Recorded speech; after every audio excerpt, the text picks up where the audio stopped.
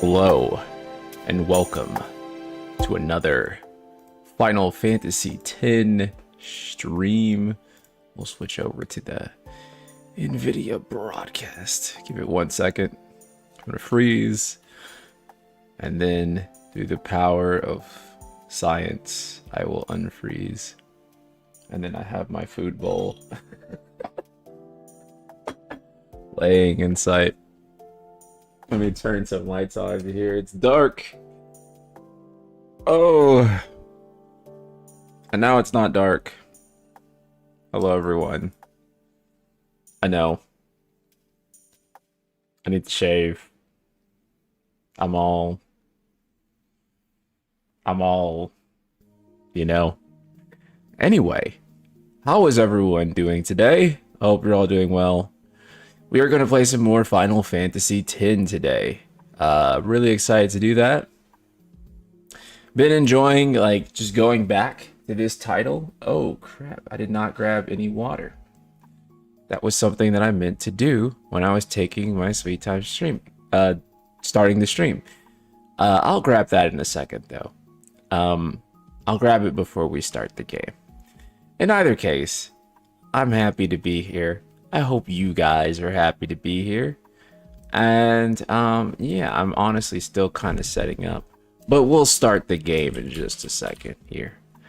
You know, it's been kind of a dead time for game. What the fuck? Oops. You know, it's been kind of... Sorry about that.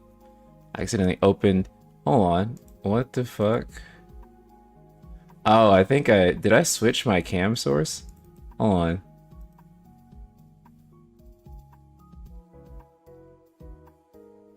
What the fuck?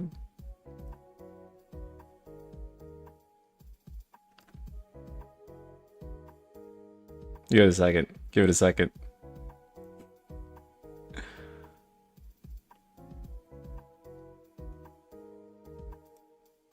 Well, that's fine. Because we use this one for streaming anyway. Okay, that's fine. Well, I don't know what happened there, but... In either case, that's all good. Shit. Let me just do one more thing, chat. I'm sorry, we're kind of all over the place right now. Let me just do this. And then all I have to do is then do the thing here, and then oh my gosh, we are so in. All right, sweet. I got everything set up. All right, yeah, we're about to be back with some more Final Fantasy X. Let me go ahead and open the game up. I don't think there's really much of a need for an introduction today, because honestly, there's just really there ain't shit to talk about, chat. Like, there's nothing happening with gaming at the moment. I feel like we had, I don't want to say like a bubble, but like, I feel like the first half of this year was like really like loaded with stuff. And then of course we had the Elden Ring DLC. It seems like Dawn Trail is not like, Dawn Trail doesn't seem to be really popping off quite the way I would have hoped, it seems. Like, I don't know, it just seems like a lot of people aren't as enthused for that one as I would have thought. Yeah, you know, it's tough out here, so I don't know. This is kind of a slower moment for video games, it seems like, at least this month. Aside from that, but I never expected it to be as hype as Shadowbringers or Endwalker, but yeah. I mean, I didn't either. Right? I just, I thought more people would have cared, if that makes sense. I thought that, like... I thought Dawn Trail would have... How should I say it? I didn't think it'd be like the lowest rated expansion. Like that kind of like was not on the cards for me. I thought it would at least do as well as the other expansions review wise. Like I thought it at least do like a Heaven's Ward like 86, 87, right? Or at least not be lower rated than like A Realm Reborn, which is like where it currently sits. So that definitely, I didn't realize it was rated that low. Yeah, I mean, it has an 80 on Metacritic, I believe, still. Let me check.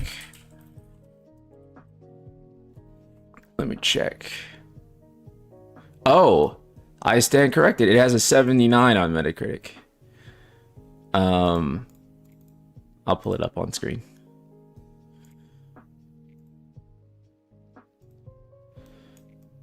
Yeah, I wasn't expecting this.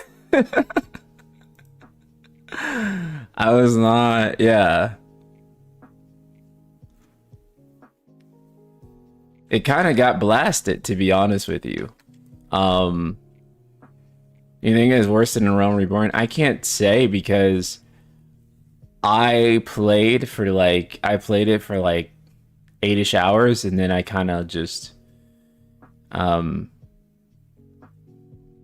I was like, I kind of felt like, where is this going? And I already had kind of like mixed feelings going into Dawn Trail, if I'm honest. And then seeing what other people were saying about it really demotivated me to play. So I still have a sub right now. And maybe I'll continue playing. But like when I saw this and I heard about like what other people said, I kind of, it really did demotivate me to keep going because I already wasn't feeling it like from the start. So I was kind of like, ooh, I don't know. Think people are getting fatigued with 14 story. It's really hard to say because for me, the story ended really well with Endwalker, right? Like Endwalker kind of put things in a place where I was like, I felt good with 14 story after Endwalker. I felt like that was like a complete story. And that was kind of the goal. That was the point, was to make it a complete story. And now I'm just like, you know, what do we do next to like really hook people in? And, you know, just judging from the way a lot of people reacted, I don't know if that thing that hooks people in is necessarily Dawn Trail.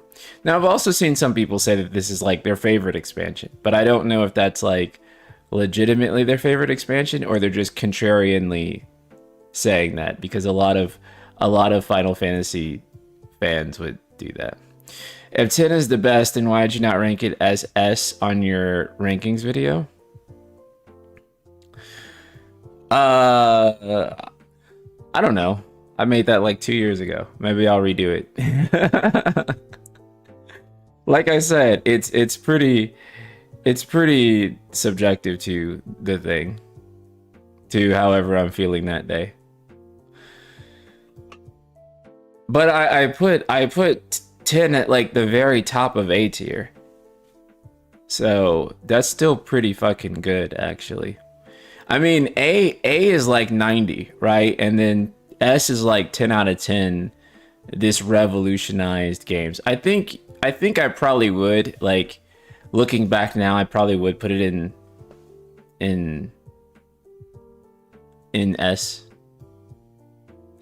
I thought about redoing it to put Remake, Rebirth, and 16 in their tier list, but then I don't know. I think people would get mad if they saw where I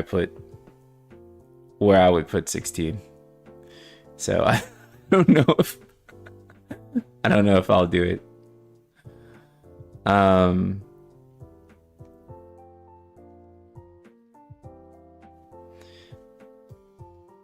14 is allowed to continue its story and allowed to have a fun summer break story. I mean, yeah, but like people are probably going to react to it with the same kind of indifference that they react to a beach episode in an anime, right? So yeah, you're allowed to create that, but then people are also allowed to react. What are your thoughts on FF12? FF12 is good. FF12 is a flawed game for sure, but it's not. It's in like the upper middle tier of FF games for me, if that makes sense. Where would you put FF16? Probably in like C tier.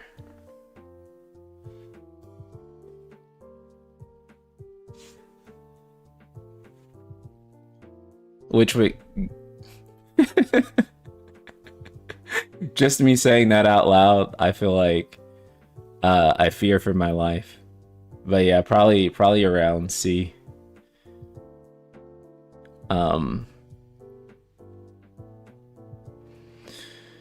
I think I'd probably put Rebirth in S, though. S or A. It's tough because I think Rebirth's content makes it deserve S. But I think Rebirth's story, a lot of stuff in it would make me drop it down to like A. But I think as a game, Rebirth is like S tier. So actually ranking Rebirth would be like kind of the harder one in a way. I would say, but I think the game itself is an S tier game. But some story stuff, especially toward the end, like the last like 2 or 3 chapters for me, were incredibly rough narrative and gameplay wise. Rebirth is so good, stories, whatever, characters are great. Yep. S tier game, S tier characters, S tier world, like B tier story though. Maybe, yeah. Like that's how I describe it. Like every other aspect of Rebirth S tier, and then story is kind of eh. But every other aspect of it is like best FF ever. Like so that makes it a complicated one for me, for sure. Remake, I would probably put on A tier, like lower A tier. I'd put remake on lower A tier. Again, everything in remake is a similar situation where like again a lot of things about it S tier, and then you get to like the actual story stuff, and then I'm like maybe B tier for story. Maybe I should do another tier list where it's like it's more focused on like story stuff. I don't know. Then like yeah, remake is A. Yeah, remake is A tier, and then Rebirth would probably be S for me. I never thought I'd see a 14 expansion scoring this low. I'm blown away by it too. Like for me, this is like I'm kind of in shock, to be honest with you. I didn't think that any 14 expansion would ever like it's pretty mind-blowing for me, to say the least.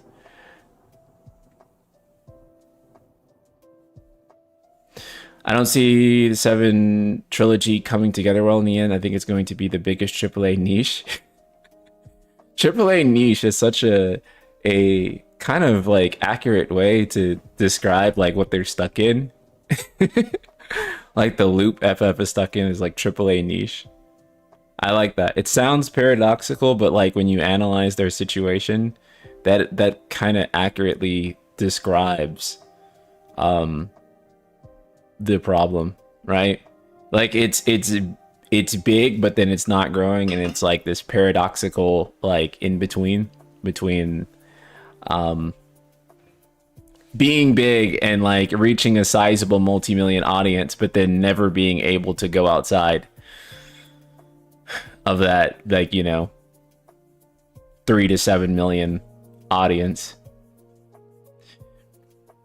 Do you think the whispers were a mistake? I can't say definitively because I haven't seen part three, so there's always the potential that part three can really come in and be like and show me that I was profoundly wrong about the whispers and that the whispers were a great idea and all this other stuff. Currently, as things stand, I don't think that they were a good idea because I just haven't seen it, what the benefit of it has been, other than making people talk about the game to keep the game going and alive. But you know, that also kind of makes me think too that like maybe doing a trilogy wasn't the best idea necessarily, right? Because by doing a trilogy, they have to drag this out really long, and it also creates more financial risk. And I'm sure when they were doing their projections on, you know, what this game would do back in the day, like numbers wise, like doing a trilogy probably made the most sense. I'm willing to bet that they were willing to go further than a trilogy. I think that the reason they didn't know how many parts the game was going to be when part one came out is purely because they didn't know how much demand there was going to be.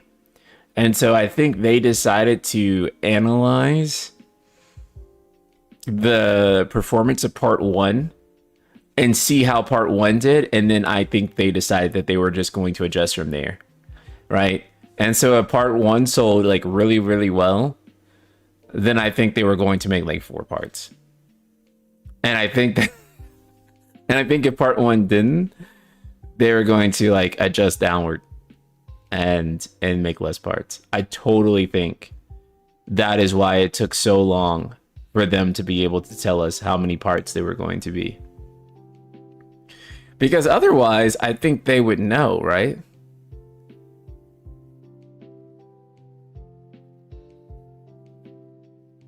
No way remake would ever be a quadrilogy. I think it totally would have. Like, if it sold well enough, yeah, they totally would have made 4 games.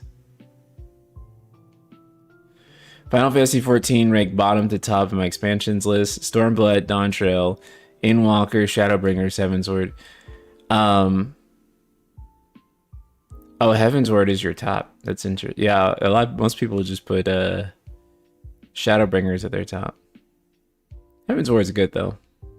See, I'm like one of the people that actually loved Stormblood, like base Stormblood. I don't even mean like the patches. I actually thought 4.0 was decent. People hate 4.0. I don't hate 4.0 like that. I know. And people will make arguments about it, and I'm just like, yeah, but it wasn't that bad for me. It wasn't. It does probably rank the lowest, but I still think it's pretty damn good.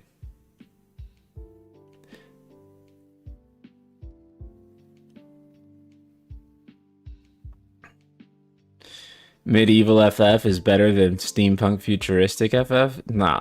Here's what's even better, bro. I think that like Asian inspired FF with like Final Fantasy X and Stormblood, that's like the peak. I just think that they need to just do that shit again, like so badly. NSP, will you be attending FF Union's quiz round 2 in September? I will not.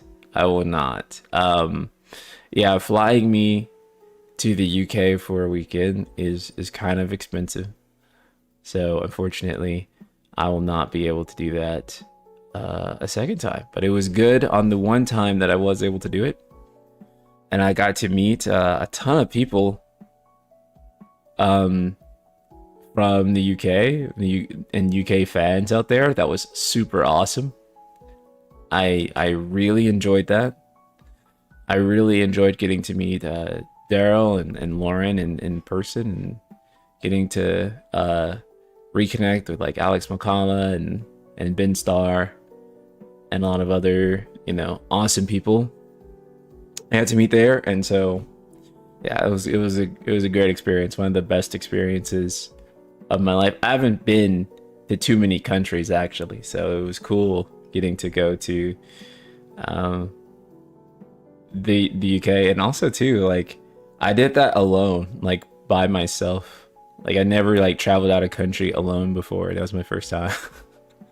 So that was also really like a neat experience to do. Besides FF7 and FF9 remakes, what are going to be the next big FF games announced? I don't know, man. I don't know, man. FF is kind of in a place. And by a place, I mean a really not too good place. This is kind of a rough patch for the series right now. Honestly, it is not. You know, I don't want to be a doomer. How do I say this? It's not doomer. How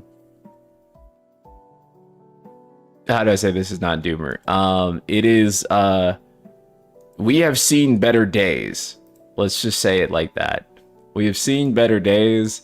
And right now, it is not better days. The Reavers really sell that badly. Not like so bad that it's like that it was like, oh, it barely touched like 1 million. If I had to like guess what Rebirth is at sales wise, like, okay, this is like probably my guess. I would say that Rebirth is over 3 million, probably closer to 4, and I would say that 16 is probably close to 5 million. By now, and if not, the PC version will probably push it over to 5 million. That is based on nothing. It was just revealed to me in a dream. So, but I don't think it's like so bad that it's like holy crap, like Square's in like a money sink because of the game. And like, it's not that bad. But I think that it probably sold enough that they were at least able to break even on it. But the profit on it probably is not like massive or anything. Or maybe the old folks are just stuck in the past. Well, here's the problem: is that the problem is not that old folks are stuck in the past. The problem is that new folks are stuck in the present. If that makes sense. Because the problem isn't like old people aren't buying new FF games. The problem is that only old people are buying new FF games. Like, the problem is that it's literally just the boomers. Like, traditionally that has been kind of the issue with modern FF on like a slow scale, with the exception being Final Fantasy 15, where that game was actually able to appeal to a younger audience in a pretty big way. So this is why they've leaned into action, right? So, but this is also kind of the conundrum here too, right? Is that what you have is a situation where they're trying to appeal to that younger audience, but then they're also alienating a lot of older fans too. And then the younger audience doesn't seem to be moving in quite the significant way that you'd imagine. Now, 16 did capture some of the younger audience, at least according to the director. He said they saw some growth on like the 18 to 24 demo, which is good. But like, in terms of like it massively penetrating that younger audience, it really hasn't happened. You would think that with the nature of how each FF is isolated in story wise from previous, it'd be super simple to attract new crowds with each release. Yeah, I think the problem has kind of just been like that Well, it's multifactorial. There's a lot of different stuff. Multi-platform is one of those aspects, but I don't think it's like the whole thing either. A lot of it is just FF having to play catch up to kind of like modern games, and in some ways, I don't think it's really able to. I don't think it's really quite done that successfully. I think Rebirth was like the first time, though, where I really looked at like modern FF and kind of said, this was like a truly modern RPG game. Like, this is what I expect, like a modern RPG to be. Like, it went to that goal and it surpassed it for me. Whereas I think that like a lot of other games have just been like kind of dated in design and philosophy. Which is kind of, again, this is where I'll draw some hate, but that was kind of a huge contention with me for Final Fantasy 16, was that I just felt like that game was like super dated in terms of design. The only thing that was cutting edge really about it to me was kind of like the visuals and the spectacle. But in terms of like the actual like game design, like I thought it was pretty dated in a sense, bearing a lot of the same issues that 14 has, like quest design wise, but then in a single player game, which made that issue a lot more apparent. I think Rebirth finally got there. It finally got to where it was like, you can put this game next to like Elden Ring or something, or like Baldur's Gate, and I feel like it's just as content dense, and it's just as high quality, and it has just as much, you know, replayability and just feature completeness. But then the issue I think Rebirth really had was just that you know, sequel to a remake sequel, as I said, where it was not something that people could just like pick up and just be like, oh, okay, I'm gonna just pick up Rebirth. I have no experience with the Final Fantasy series. I'm just gonna pick it up. It wasn't that title. It wasn't a title where you could do that with. And I think that did, unfortunately, block some people out. I'm glad to be one of those peeps in the 18-24 bracket. That's good. Thank you for helping keep the series alive. We want you to pass it down to your children and to their children's children and so on and so forth, and for us to finally reach the 100th anniversary of Final Fantasy, where they finally release Final Fantasy 30. And they suddenly decide to drop the Roman numerals at that point.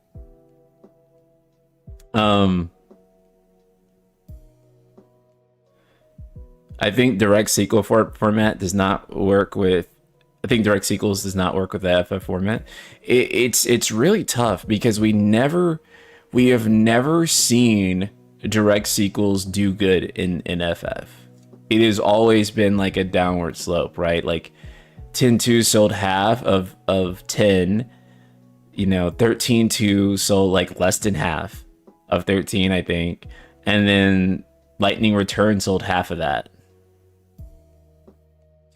Why do you think sequels like God of War and Witcher 3 sell better than their previous games? Oh man, it's very multifactorial too, but I think that part of it at the core is a lot of people, one, raving about the game, which I think Rebirth also had too. And then two, I think also that those games kind of design themselves to be accessible hop-in points, right? Like points where you didn't need to like crucially know everything about the old thing. Like take God of War, for example, right? Like if God of War 2018 is your only experience with God of War, as long as you have a vague familiarity with Kratos and his character arc, that he was a really angry dude and now he's trying to not be an angry dude, then you know literally everything that you need to know to play God of War 2018. You can literally pick it up from just cultural osmosis, which makes it really easy to hop into. And this is something that God of War 2018 and Witcher 3 have that I feel like Square Enix games don't, is that the general consensus among the fans and the critics is that you can start at this one and it's probably the best one to play, like in general, right? I think it's those two things combined that make them able to do that, right? It's also kind of like what happened with like Mass Effect 2 as well, where it's like you can start with this one and it's the best one. Pretty much every sequel that has that quality will be able to outdo its predecessor. Now Rebirth is weird because it's like this is the best one by far. It's the best one. But the fan sentiment was you can't start there. And because of that, a lot of the virality of games doesn't just come from reviewers. Metascores are important, but I think the most important review score that you can get for any game is the friend review, right? Does your bro think it's good? That actually that matters tremendously. Does your bro think it's good? And also too, I would say more than like the IGNs of the world, I would also say do the content creators that you follow.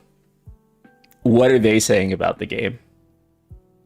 So I do have a role in this too.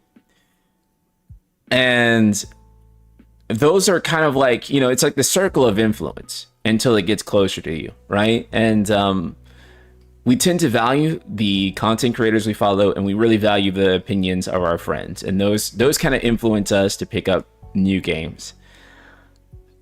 And I think one of the barriers that Rebirth had was that if you were to ask a friend who is into FF7, should I start with Rebirth? They'd probably say no. They'd probably say, no way, you can't start with Rebirth, right? A lot of the times, they would say, you can't even start with Remake. They're like, you need to go back and play Final Fantasy VII OG. And they would be right, but that's the problem. That's the problem. The problem is that they would be right, like to a large extent. Or even if they're not right, that's still the sentiment. That's still the narrative, right? I think that played a huge barrier for Rebirth. I think that like really shut things off. Josh, thank you so much for the super chat. Low-key, I think the general FF fandom is horrible at encouraging and fostering new players. I would go further and say it's the entire Square Enix fandom is really bad at it. I'd say the Square Enix fandom, like top to bottom, is like super bad at it. I think that like, and this isn't like really my fandom, I've just heard things. I would just say that also that like I feel like the Falcom fandom also kind of has like that issue too, to a large extent, where they're like, no, don't be interested in the latest Trails game. You need to go back and play like Trails in the Sky or something first. And I'm like, dog, just let people play the fucking game, dude. Just let them play. Like, if you really want to help the devs, you know, people always talk about supporting the devs, right? You guys, if you really want to support the devs for any game, you really want to support your series, tell people to buy the latest game. That's the most important thing you can do. Not fight people online. That does fucking nothing. Not like, you know, any of this other stuff, telling people they need to play the series in order. You need to tell people to play the latest game. That is the number one thing that has the biggest impact on your favorite series and on your favorite developers. Play the latest game. There's nothing else. There's nothing else that helps more. Everything else is just bullshit that you do to make yourself feel better. But any dev will tell you, if you ask them, how can you support the game? Buy the game and tell a friend to play it. That is the thing that actually keeps, you know, the studio's lights on and keeps people playing. When you tell people go back and buy the old games, or you need to play the old game first, you create barriers for the new work. You need to tweet this out, NSK. People need to hear this. I would, but I know that there is certain characters, again, like I kind of hinted at it too with like the Kingdom Hearts tweet that I made, where I was saying like, you know, you don't need to tell people don't play Kingdom Hearts 4 if you're not going to play 10 other games first. All that does is tell people don't play Kingdom Hearts 4 because you need to do a whole bunch of homework before you play Kingdom Hearts 4. I'm like, if you really want to see Kingdom Hearts grow and thrive, tell people to fucking play Kingdom Hearts 4. And if they like Kingdom Hearts 4, they will play the other fucking games. But you don't need to tell them, don't play. Oh, you can't play it. You can't play it. That doesn't help the fucking series, bro. It limits it. It stifles it. People will go back. I promise you, people will go back if they like the thing. They will go back and they will play all the other games. But if you tell them, do not play the new thing that you're interested in, like, it will just make them like, I guess it's because people have this idea that like, in order to like a game, or in order to like a story, you have to experience the whole thing in a linear way. But I promise you that's not true. You know what? As a matter of fact, if you grew up in the 90s and the early 2000s, there is no way you should believe that's true. And the reason is because if you grew up in the early 90s, or not just early 90s, you grew up in any time before the early 2000s, you existed before Netflix. And if you existed before Netflix, you remember a thing called television. And television meant that you had to catch episodes of your favorite thing while it was airing. Otherwise, you would be watching it out of order. So yes, people for decades had been consuming stories in non-linear order and missing parts, and they still very much enjoyed those stories. I watched Dragon Ball Z out of order. Many of you also watched several animes out of order, depending on when Toonami was airing them. You got spoiled on later plot points and all kinds of other stuff. But guess what? A lot of those animes are still your favorite animes of all time.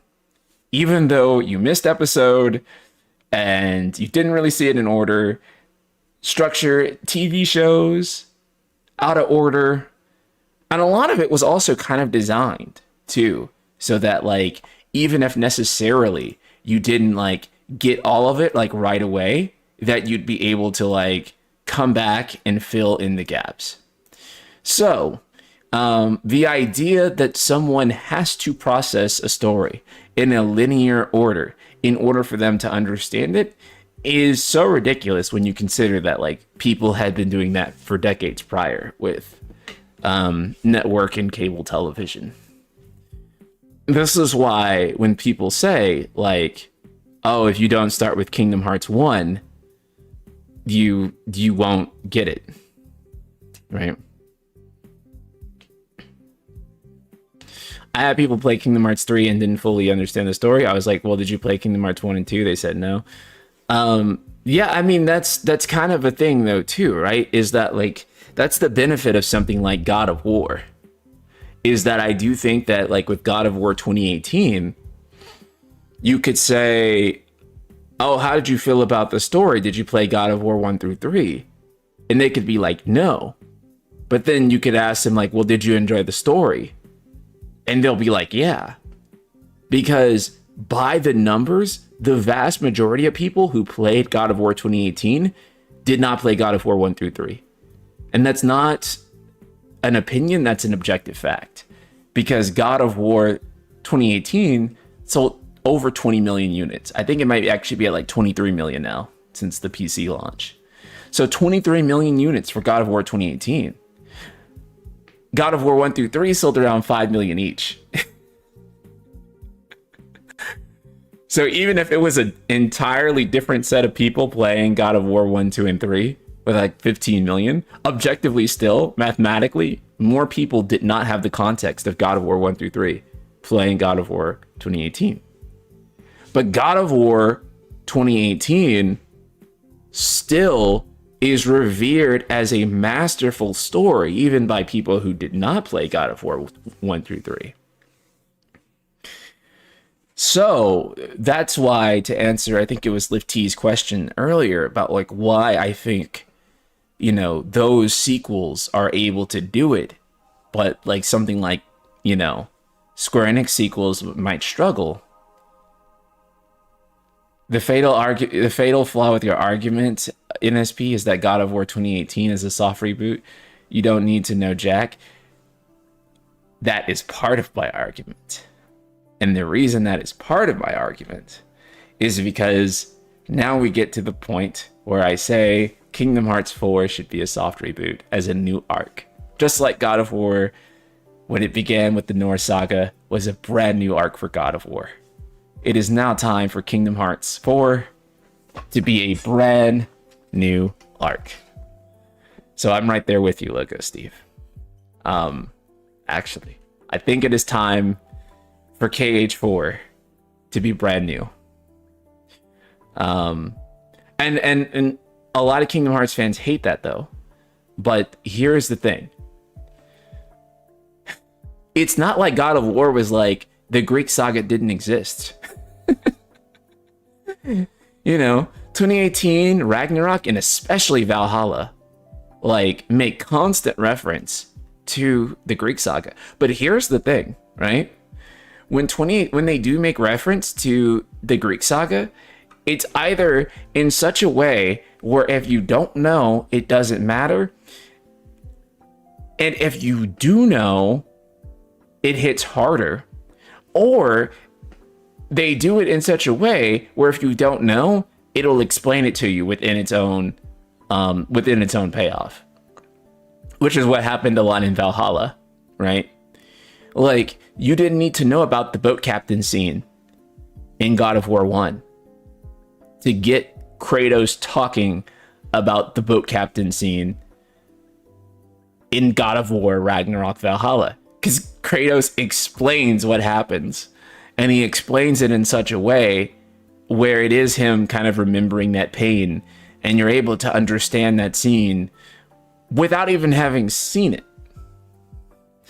So Sony Santa Monica has really been masterful at that craft. And I think that, you know, CD Projekt Red did a lot of the same in The Witcher.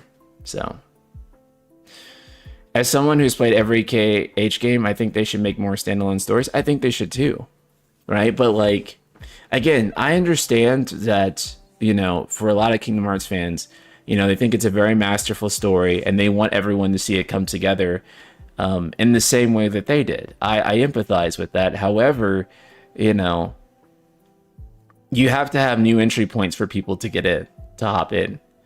You know, it's really hard to say, like, you know, to like my 13-year-old nephew, like, bro, I'm not going to let you play this until you go back and play like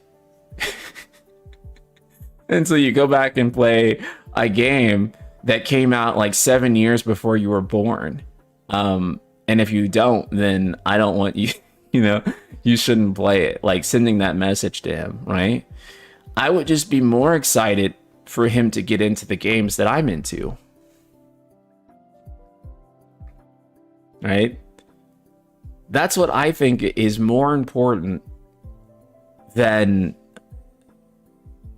you know, making people go back and forcing them to play it in a certain order and forcing them to watch it, right?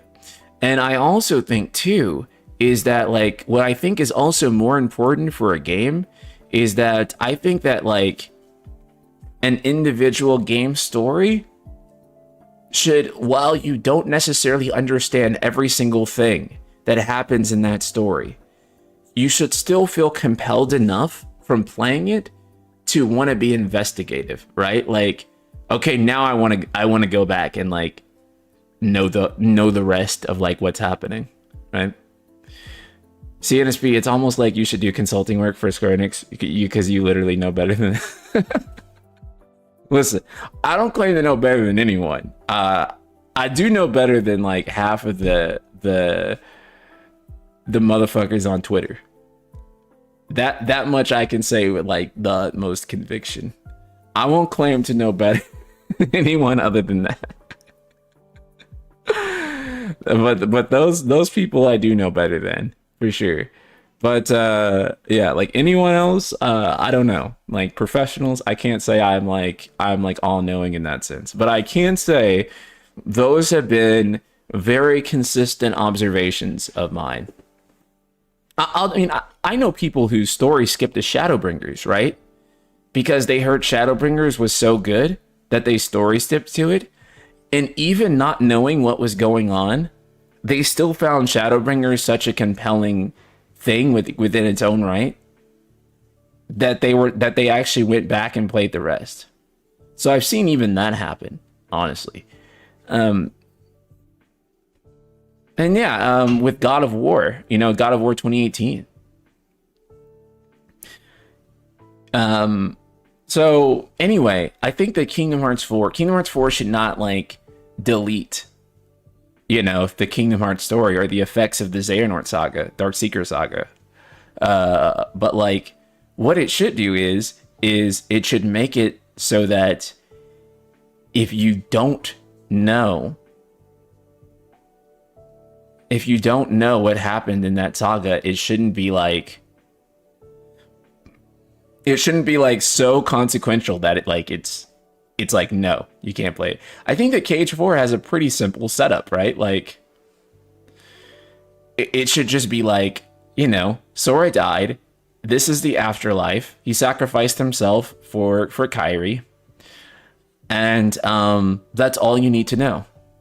And it should explain that in the opening FMV.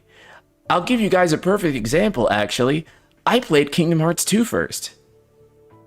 And then after I played Kingdom Hearts 2, I immediately went back to Kingdom Hearts 1. Actually, I'm lying. I played Chain of Memories first. Because I found a copy of Chain of Memories on the ground as a kid. And I played Chain of Memories. I put it into my Game Boy, and I was like, oh shit.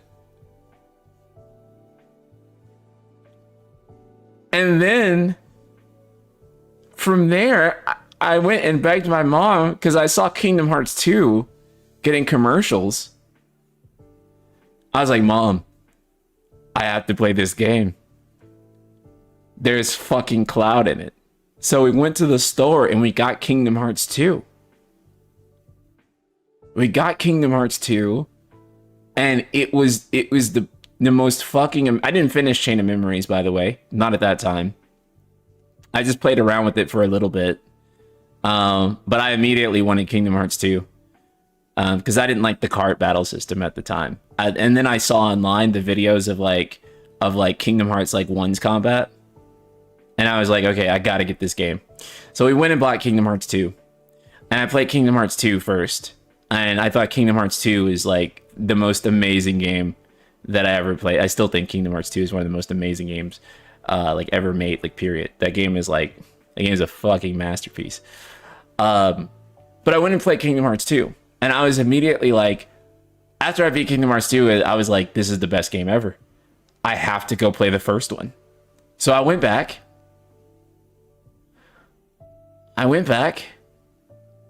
And I played Kingdom Hearts 1. But here's the thing, right?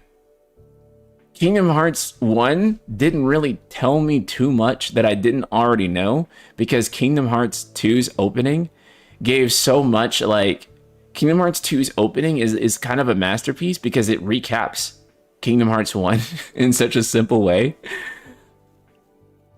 And then when you're restoring Sora's memories and Roxas also creates like a recap effect too. So it basically recaps you on Kingdom Hearts 1 in like the most brilliant way. Also, hello Repideski. I'm glad you enjoyed Dawn Trail. It has some pacing issues here and there. I enjoy your tries to do. Okay, that's good. I'm gonna finish Dawn Trail, but I'll finish Dawn Trail like slowly, probably in off stream. But it is kind of like, you know, sad to see that it's like, it's at a 79 on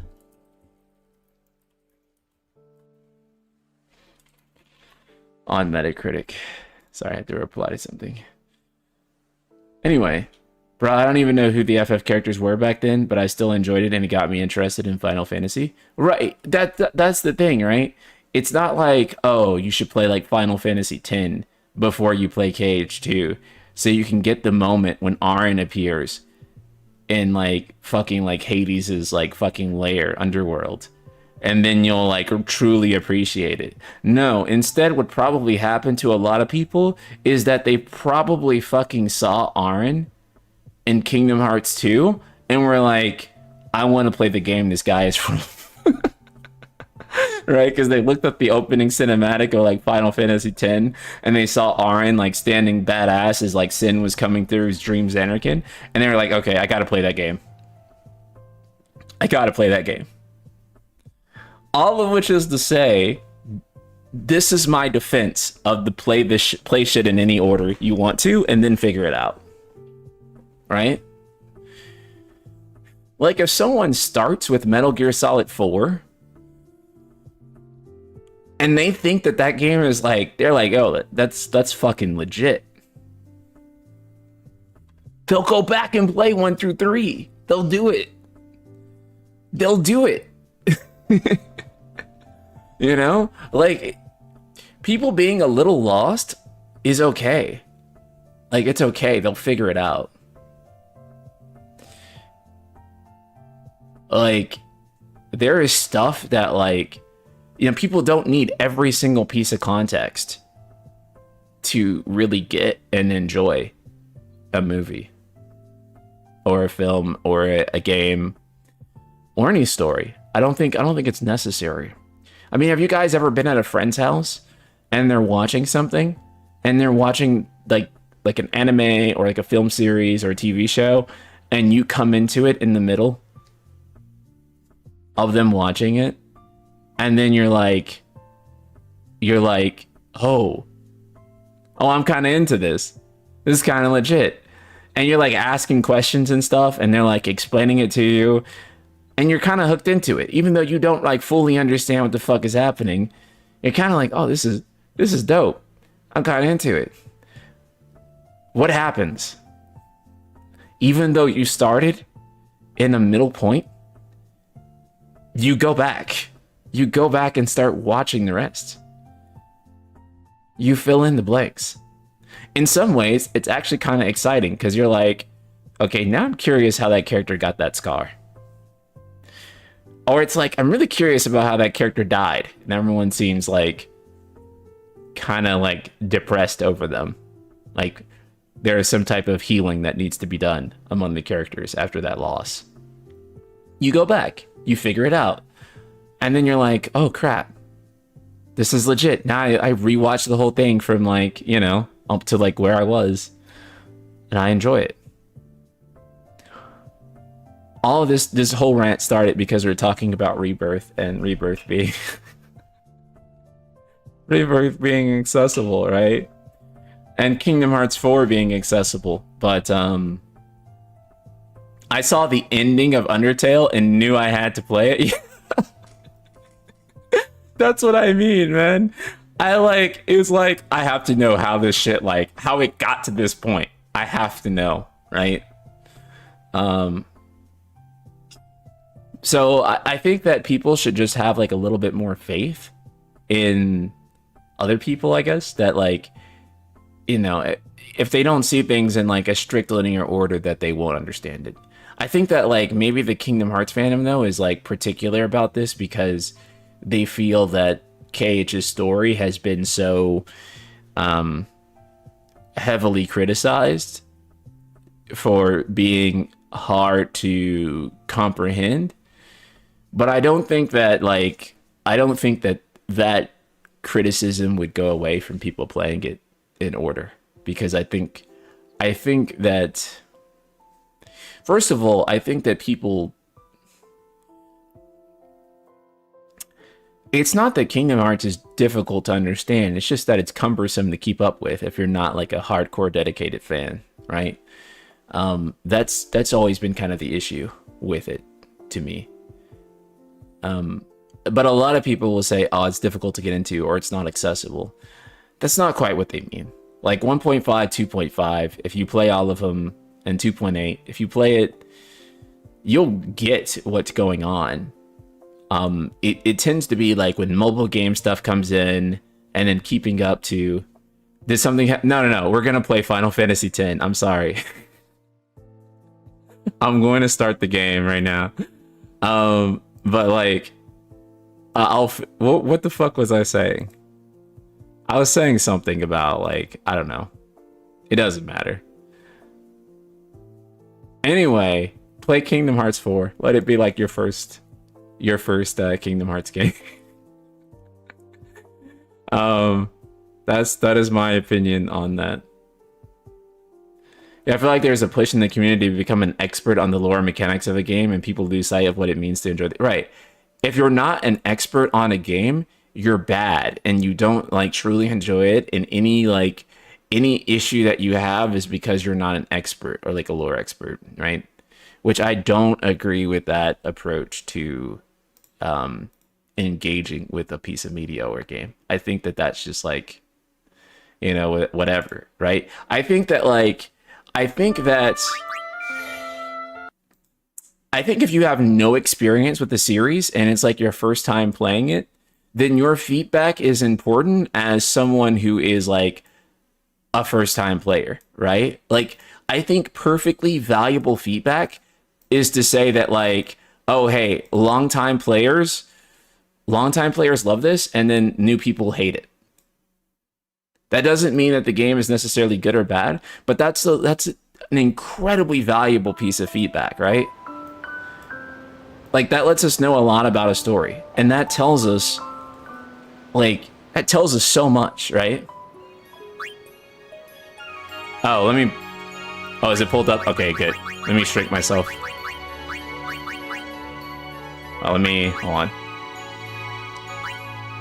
I'll just let the autosave. And then I can shrink myself.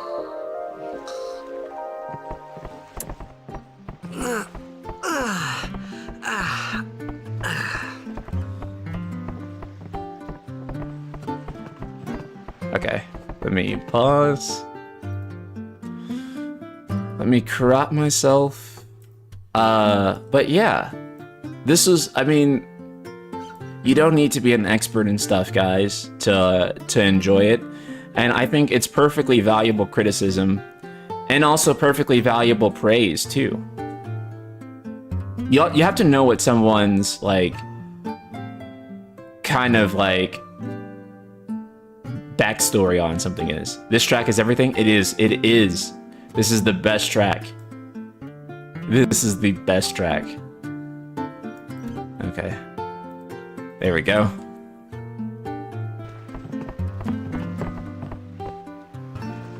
Let's leave on out. Okay, I think we're gonna get to Blitzball today, and I'm letting you guys know.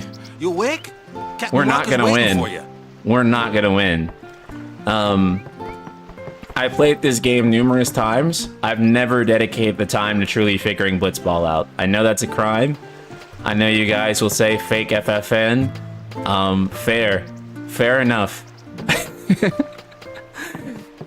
Blitzball is there you are. complicated as shit to me. Huddle. On to the temple, where we pray for victory. Go! High Summoner O'Holland used to live in the Kilika Temple here. Yep, Lord O'Holland was once a great blitzer, you know. Waka. Praying for victories, oh, good. But is this right? Something wrong with enjoying Blitzball? Is this really the time? This is the only time. The players fight with all their strength. The fans cheer for their favorite team. They forget pain, suffering. Only the game matters. That's why Blitz has been understanding of like what made the sphere grid good in the first place. I thought the Crystarium was good. I didn't, if I'm honest. Like, I thought the Crystarium was like a neutered sphere grid, honestly, right? Like one thing I love about the sphere grid is like, first, like instead of having these divided up by paradigms, this is an interconnected system, right? So what's the button to zoom out again? That's the characters. You can zoom out some way. But this is what makes it so cool. Oh, Telius, thank you for the super chat of $20. I appreciate it. Didn't get this in yesterday before you ended. Cheers to the Blitzball kid, and cheers to you, NSP. Thank you so much for the stream, and be well. Thank you so much, Telius. I appreciate that. Oh, you're awesome. Thank you. Like, the sphere grid gets it, right? Like, for example, just the fact that there are these level spheres that kind of gate off different abilities and stuff. Is it the touchpad? No. But I love that they're interconnected. I love that it's interconnected. It's not divided through paradigms, right? So even though this is mostly linear, there's choices to be made. And you can go back, and then you can unlock different abilities, and then there are branching points out here too. There's also different places that you can insert spheres too, right? So this allows the itemization in the game to be really good because they're able to itemize different spheres that you can plug into the sphere grid and enhance the sphere grid in different ways. This means that you're now out on the look in the world for different things to plug in here, which is going to change your experience with how you, level your characters, right?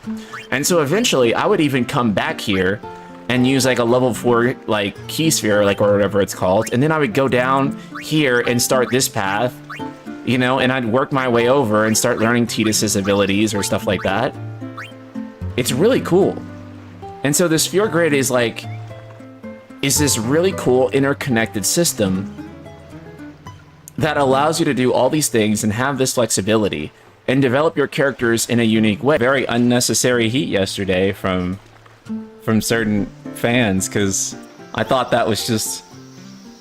I thought you were right, but yeah. What can you say? What can you say? Because these people...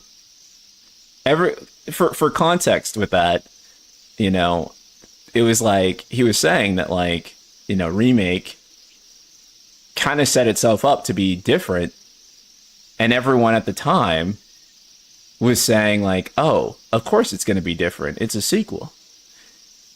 And now everyone's like, of course it's going to be the same game, it's a remake. And so it's just like, if you expect it to be different, you have people who are like, yeah, it's supposed to be the same. So what are you actually even supposed to think? In terms of where the story is going? I don't know. What's up? Yuna's saying she wants you with us. Huh? I want to ask you to be my guardian. You know what? There's no time for jokes, yeah? He may be a Blitzball whiz kid, but up against fiends, he's a newbie. Not a guardian, then. I just want him nearby. What? What? What do you mean? It's just that, well, We're all going to the temple anyway. Can't this wait till later? I'm sorry. I shouldn't have... There's nothing to be sorry about. I'm just not really sure what's going on. My apologies.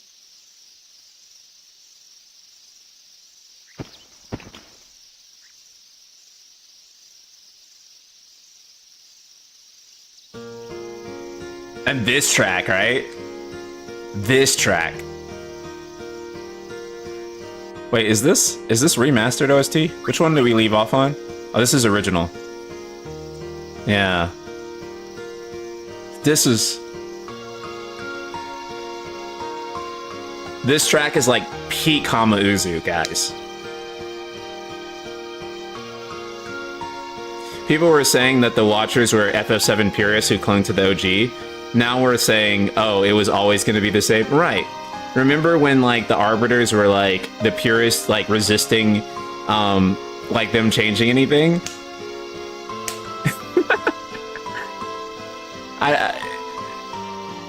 It just doesn't make any sense. Okay, let's try arranged.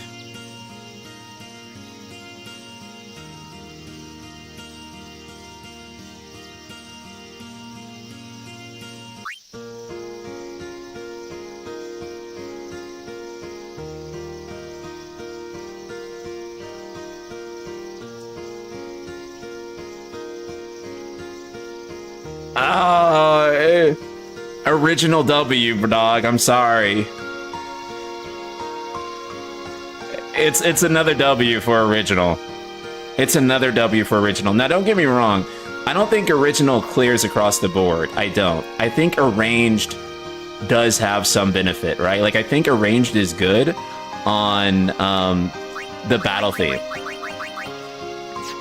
Like, I think the battle theme is so much better on arranged. But I think most of the BGM here is just so much better on OG. 1440p streams looking crisp. Okay, good. I'm glad, because I tried to upgrade that recently, so. Okay, this is where we're gonna learn Lancet, I think, for Kimari. Kimari, why don't you use Lancet on it? What's a Lancet?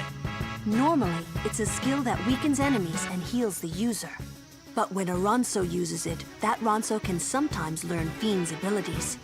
Hey, sounds cool.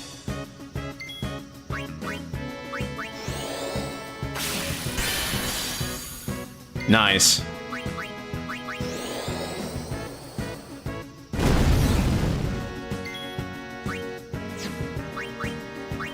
Oh, you have to overdrive into it, right? There we go.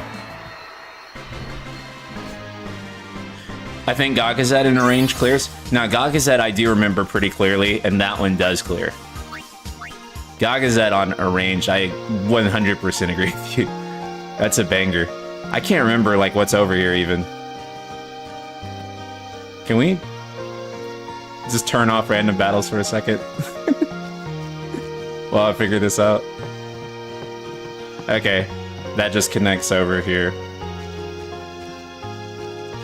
Being able to turn off and up random battles is just like such a nice feature.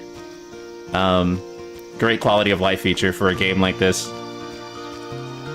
Up is good for grinding, and down is good when I just want to go get a treasure chest and come back.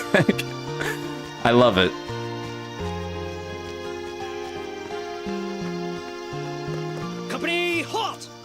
There we go. The fiend before us is Ochu, Lord of the Wood. We've had trouble with this one before. Remember, discretion is the better part of valor. You don't want to turn it off too much, though, because you'll end up under-leveled like a bitch. So you want to have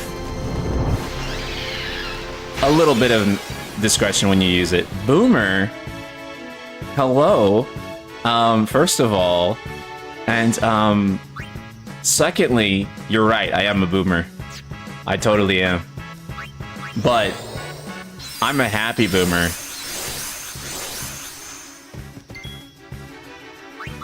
I remember when we had a democracy. That's how much of a boomer No, the use of live instruments in some parts are really good, but it's really, really mixed. They stand out too much. Yeah.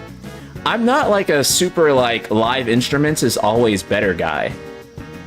Like I love like as good as I think Remake and Rebirth soundtrack is, like I think that like synth on like a lot of the remake or like a lot of FF7 stuff like kind of nerfed some of the appeal of some of the tracks for me, right? Like Inside the Ramako Reactor should have been synth all the way. Like that should not have been a like orchestrated track for me. And I was kind of disappointed with that track in Remake because it wasn't synth.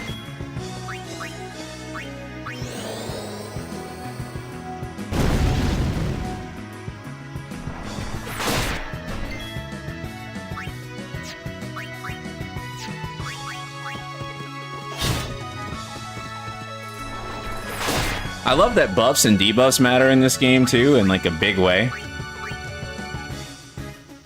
Boomer. I was like, okay. First of all, pickleball is fun as fuck. Just because you don't understand it, you know.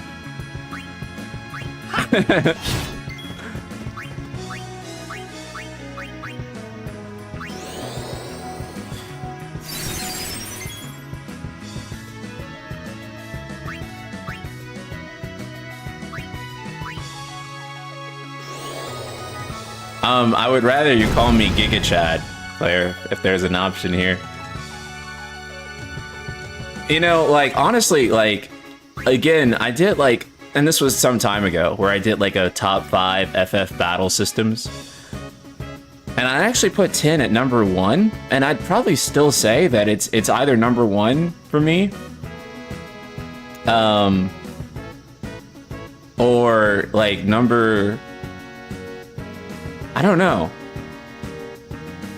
I'd probably say it's still number 1. Rebirth came kind of close for me, like on the combat side of things. You still put it at number 1? I think so. I think so. It's like... Claire, it's the closest... It's the closest Final Fantasy has come to being a Mega 10 game.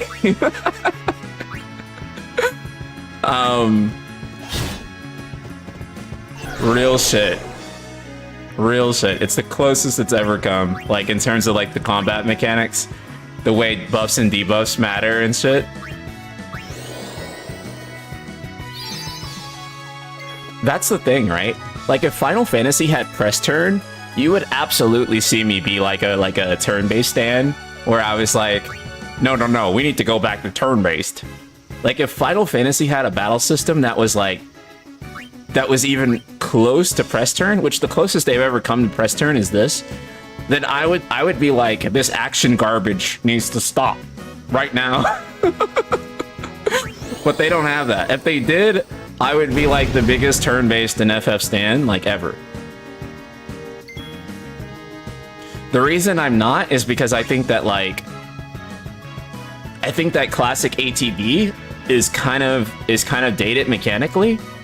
I think the battle system that's aged the best of classic FF is definitely 10 by far.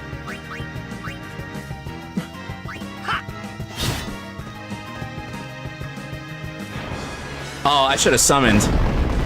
I should have summoned right then. That would have been the perfect time to summon. I'll summon now. I don't think he's one of the bosses that instantly kills summons. That happens later. Have you played SMT5 Vengeance? The turn-based combat is insane. I played the OG SMT5, and it was pretty good. I imagine Vengeance's combat is even better.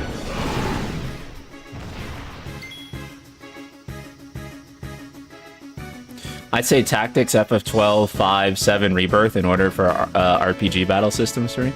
That's a pretty respectable list, honestly, in my opinion. Yeah, 13-2 and Lightning Returns also had great combat. The only thing I would say about that is that, like, I hate that Lightning Returns had such great combat and then such, like, ass everything else. Because I think if you put that same combat system in like another game that had better things and like not that like terrible attempt at like Majora's Mask, it would have been so good and I would have loved it.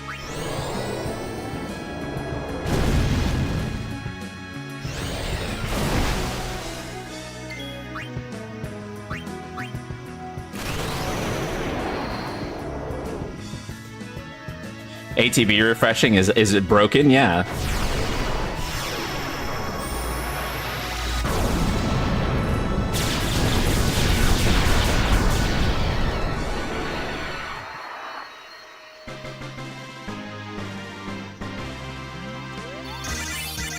Solid dub, chat. A summoner and her guardians. Very impressive. I love Lost Sir, we Odyssey's should fight combat too. We'll get our chance soon enough. Young Crusaders gather around. We'll beat Caesar. Yeah, Lost Odyssey also had great combat. I 100% agree with that. I dream of fucking shit. I hate that it does this. I dream of the day that Lost Odyssey comes to modern hardware. I do. I really do. I want it to happen so bad. I don't know if it ever will. But emulation's getting good, so it's like the closest we'll get. No frost and no tide.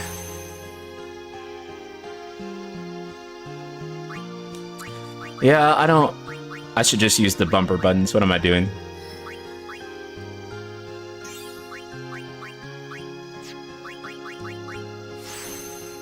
See, like, this menu mod is so clear. Yeah, it is. It's clean as fuck, right? Look at this.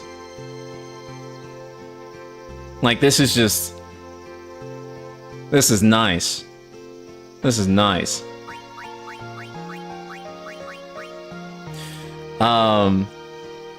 Would be a dream to live long enough to see 10 Remake or 10-3? Yeah, for sure. Didn't Sakaguchi say he currently has no plans? That is correct.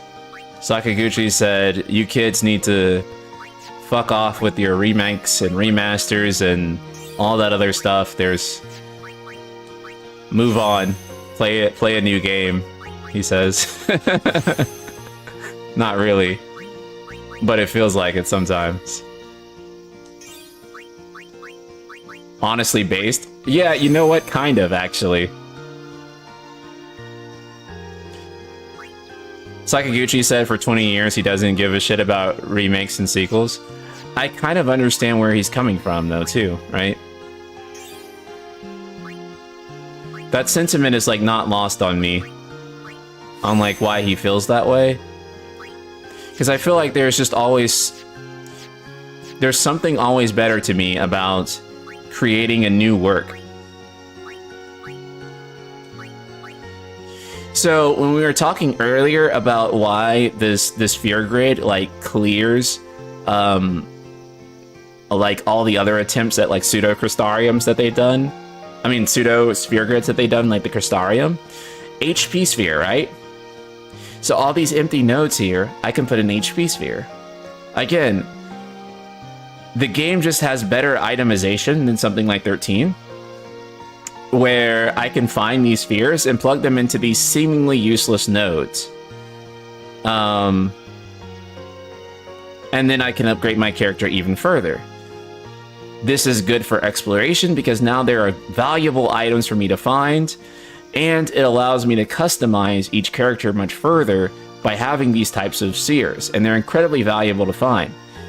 That's good itemization. It's something that 13's Crystarium doesn't have. Bruh, I'd forget about the Rebirth skill tree 20 hours at a time. I'm not a fan of folios either, Dream. Like, that system was kind of... I get why they did it, but it didn't work for me. I feel like they actually kind of like de-emphasize materia a lot with folios. And it wasn't a bad design, it just wasn't a great one either that I was like really into necessarily. gameplay wise, that would probably be like on the bigger side of criticisms for me. Robert, thank you so much for the super chat. Robert says on YouTube chat that 6 remake would be amazing though. Kefka destroying the world in 4K would be a sight to see. So, according to Yoshinori Kitase, remaking Final Fantasy VI would take 20 years. Which I think is his way of saying they're not gonna do it. Or at least that's kind of the way I interpreted it, right? Well, to be clear, he said if they were to remake Final Fantasy VI on the same level as what do you call it? Final Fantasy VII. So again, I'll leave it to you to decide how true that is. But that's what he said.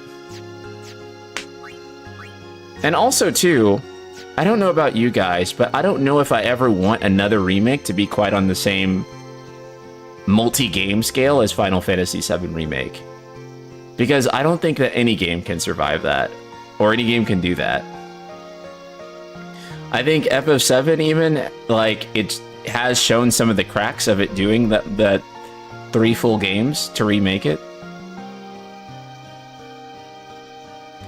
FF7 Remake didn't have enough material for three games, to be real. I mean, that's the thing, right? Like, I don't think any game has the material for 3 games, like, split up like that. Like, and FF7, I think, is a pretty tightly told story. Like, I don't think that FF7 is, like, missing things to the point of where you can plug in, like a crap ton. I think it's actually a pretty neatly told story to the point of where I don't think it needs a tremendous amount to really feel complete.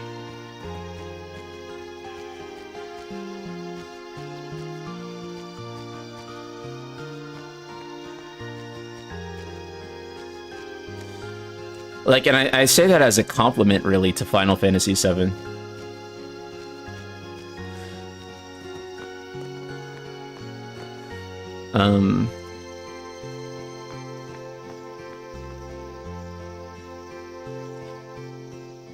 Oh, we have another boss fight coming up here, I think. Oh, oh. These stone steps have a history, you know. Xenogears would benefit tremendously from a remake. I would love to see a Xenogears remake. But will we ever see one? I don't know. The licensing is so complicated. I don't know if that'll ever happen. A race, huh? Rebirth felt to me like filler until chapter 9 or 10. So here's the thing. It kind of is filler until chapter 9 or 10, right? Now, here's the problem, is that it's actually not that different. Rebirth is actually not that different from OG in that regard. The only problem is that in OG, that was a, 10 to 15 hour section of game? And in Rebirth, it's 100 plus, right? And so, when you amplify that much, you also amplify like some of the issues, or not issues, things that were no longer an issues. When you dilate the thing that many times bigger, it creates issues of things that weren't issues before, right? And so the story kind of feeling like filler up to that point makes sense to me. If Rebirth had its chapter 9 like in the first 15 hours and it kept that energy, it would have been game of the century for me. Yeah. Do we really need the Kate Sith section? That was also, yeah, stuff like that. Stuff like that. And honestly, too, like some of the filler sections in like the main story, I feel like were kind of unnecessary because I was like, there's already so much game in Rebirth that Rebirth honestly could have stood to cut some things, and it still would have been it would have been a better game, actually, from cutting some of the things like the Kate Sith part. And not like cutting it entirely even, just like making it shorter. It probably would have really helped it, actually. Rebirth is like one of the first few games that I've ever seen like so widely criticized because there's just too much, right? Like that's actually like Everyone, quick! Sin spawn! And what is funny about Rebirth too is that Rebirth has so much good content in it that it could probably stand to cut a tremendous amount of content and be a better game and a shorter one too. Because there's just so much good content in that game that I don't know why they felt pressed to like not cut some stuff, because it's just like, dude, you have so much good stuff in this game. It's okay if there's like a little bit less, right? That feels like the total hour mark for this game, because I'm like, you have so much 10 out of 10 content, you can afford to get rid of some of this like 6 or 7 out of 10 content. And the game will still be 100 hours long. It'll still be 100 hours long, and it'll still be like game of the year, and people will actually like it more for it being like that. IMO Rebirth wouldn't have been criticized on this point, that the story was more important to keep it going. Well, and I agree with that too. I think that I think they should have leaned more into the rewrites, right? Like the idea that this is not your grandfather's Final Fantasy VII grandfather, your dad's your own Final Fantasy from you know. It's not the FF7 that you know. Not quite the same, right? It would have been... Because that would have allowed them to do some other stuff with the story that could have benefited it.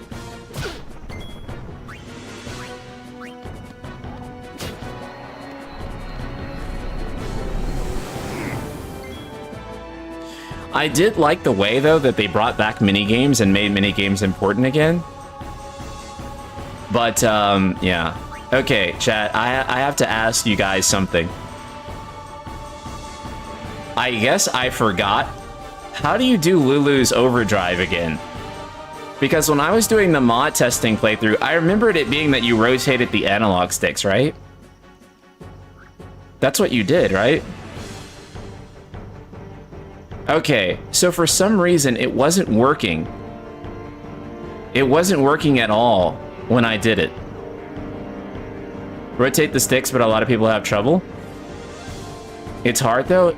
No, I'm good at it. I used to do it all the time. But for some reason it doesn't work.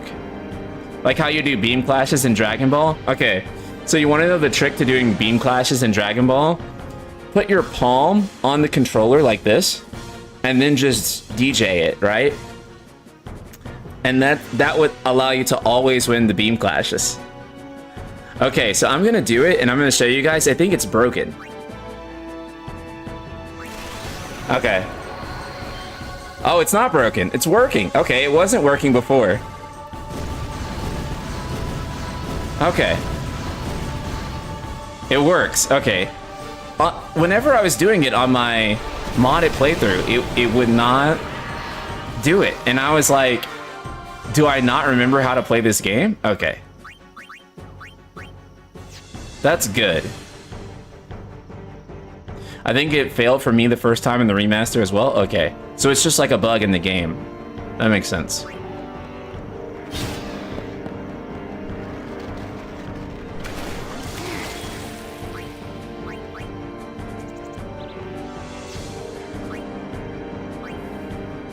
Let's take you out and put Waka in. Oh, he's immune.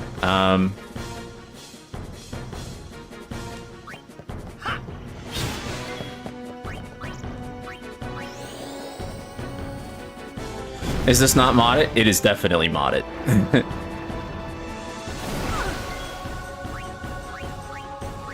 Can we summon here?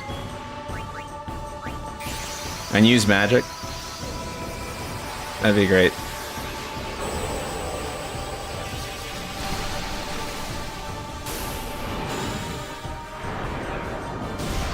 I'm not the biggest fan of FF10, but when the emotional moments hit, it hit hard. Like, they took time to let it simmer. Yeah, I think that's, like, some of the the strongest aspects of the story, really, is how it handles those moments and the time it gives those moments to breathe. It's really good. Let's see, will he one-shot Valfor? No, he doesn't.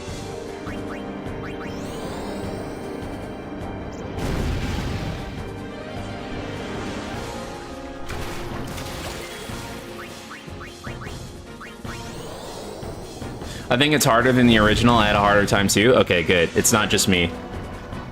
Okay, glad to hear.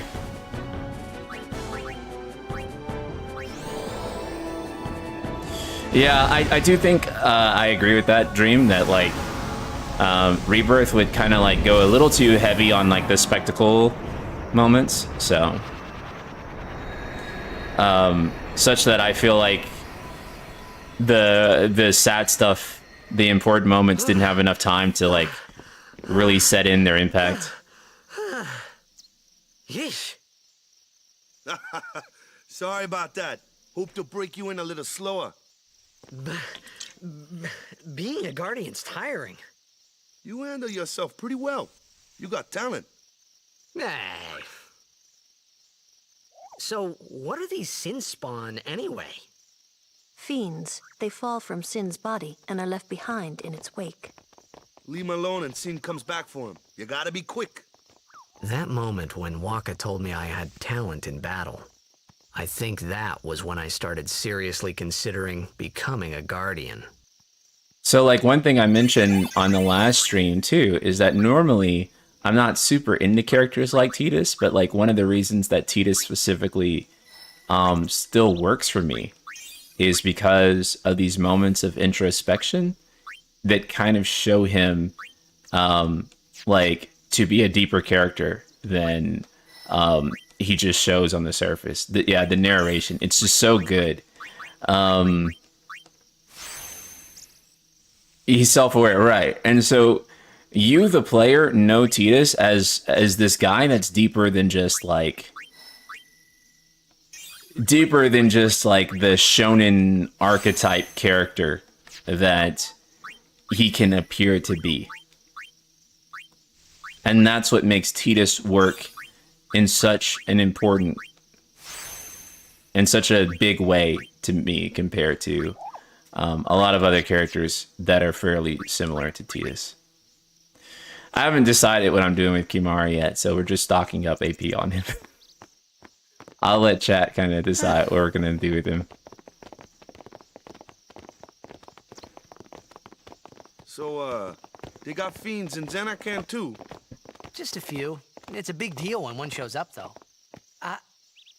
Hey, since when have you believed me about Xanarkand anyway? I've been thinking, maybe people Sin gets to don't die. Maybe Sin carries them through time, like 1,000 years through time. And then one day, maybe they just pop back, see? Amazing. Simply amazing. You make up one theory after another, refusing to face the simple truth. Sin didn't take Chapu anywhere. Sin crushed him and left him on the Jose shore.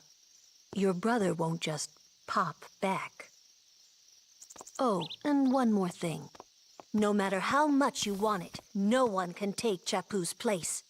No one can replace Serject, for that matter. And there's no replacement for Lord Braska, either. It's pointless to think about it. Why is everyone catching strays right now, dude? Holy fuck. I could never be what Chapu was. Holy fuck, Well, dude. stuff happens. Best not to worry. Waka, Lulu, and Waka's brother, Chapu. Something had happened between them a long time ago. I was sure of it. Well, whatever it was none of my business, that's for sure. Best not to go there. Dude, basically, Lulu was just like, your brother's dead. He's not coming back. It's sad as fuck that you keep doing this. By the way, Yuna, your dad's dead. And by the way, Tidus, your dad's dead. Fuck all of you. And then walks off. Jesus, Lulu.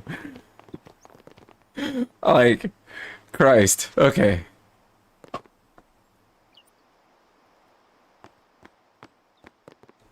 Climbing those stones every step, every day has kept me in shape.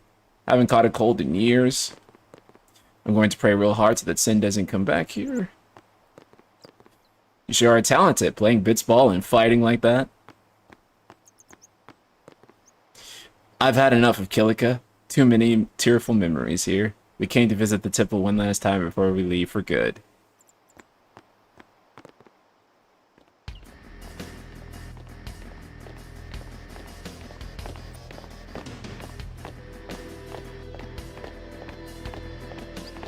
You here to pray for victory too? Us pray? Who needs to pray? The Luca goers always win. Oh yeah? Then why you here? We've been praying for some competition this year. So what's your goal this time? You gonna do your best again? Ha! It's too bad your best isn't good enough. Why even bother showing up? This time, we play to win. Ooh, play away. Just remember, even kids can play, boys. See you in the finals. Bro, shut your low polygon ass face up, bro. We'll beat them. We have to. You know that team? Putting people down. They're as bad as my old man. But Sir Jecht was a kind and gentle man. Well, not my Jecht. Even 10 years after he left. Just thinking about my old man got me angry. But maybe that was just my way of keeping him... Nah. Wow. Kind of loaded, right? Because he's kind of like, you know, I'm angry at my father as a way to keep him close. There's a lot to unpack there. And I like that. Amazing fucking game. Very well told story. You guys, this game's story, if it wasn't for Titus's narration, would kind of suck, actually. And I don't mean that in a bad way. I just mean that, like, the decision to choose to narrate this game was such a good choice. Because it is actually what makes the story so compelling to me. I shouldn't say it's what makes the story so compelling, it's what makes it come together. And what makes it such a good character-driven world, or story, I guess. Like, I think that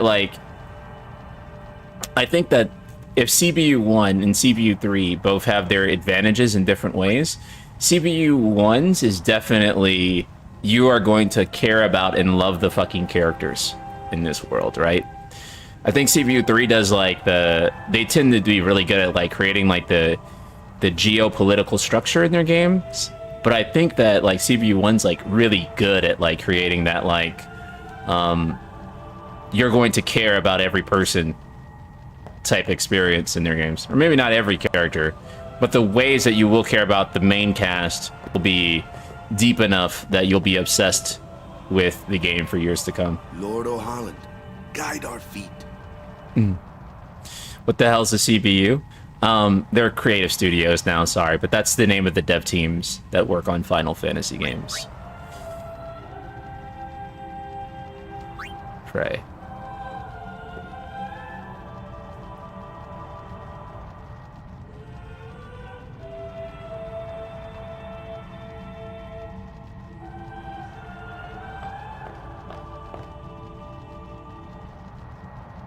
A summoner, are you? My name is Yuna, from the Isle of Besaid. Donna? So, you're High Summoner Braska's daughter. That's quite a name to live up to. My. And all these people are your guardians? Yo, why'd she say people in quotation marks, bro? Lord Braska had only 2 guardians. Quality over quantity. All these people? Whatever were you okay. thinking? I have need of only 1 guardian. Right, Bartello? I only have as many guardians as there are people I can trust. I trust them all with my life. Yes, To mommy, have so I'll many drop out of the race. is a joy and an honor. Real shit. Even more so than being my father's daughter. Of course, I would never think of questioning your ways either. So, Lady Donna, I ask of you, please leave us in peace. You do what you want, Portella, we're leaving.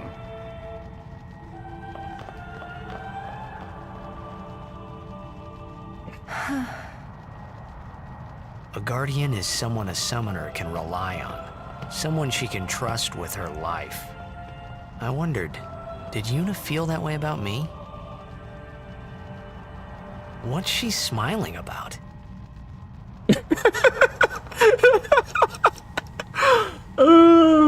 Bro, her PS2 like low poly like death stare in that scene, and he's like, "What she's smiling about?" Man, they should have switched to the high poly model for that, dude. They should have switched to the high poly model for that. That was really funny. Okay.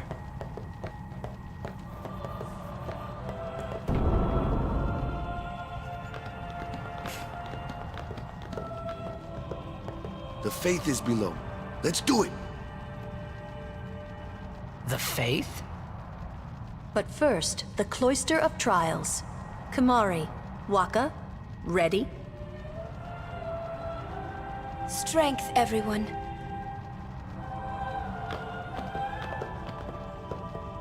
No! Ah! Hey, what gives? You're not a guardian yet. We'll be back as soon as we can, okay? Oh, sure, soon. Like tomorrow soon, I bet. Louch Drive, first class. Thank you so much for the Prime sub, dude. How are you doing? Glad to have you here. Finally made it. Hey, NSP. How you doing, bro? Glad you're here. We have to wait for the elevator to come all the way back up. Where's Yuna? Then why are you here? Hey, I'm not a guardian, so I'm not supposed to go in, right? Not a guardian, you say? I wish the HD versions got to always be high poly. Me too. Ah! Let me go! Go!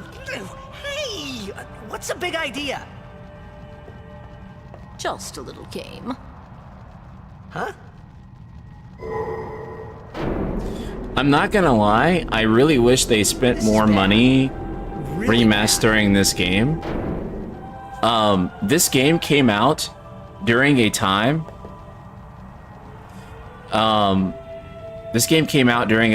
where remasters were kind of just like mostly just touched up ports, and people didn't really do much more than that. And I'm sure no guardian. I think if this game had came out Well, like I guess it's too late now. like a few years later, it would have had a lot more remastering work done to it. And so it's just a shame because I think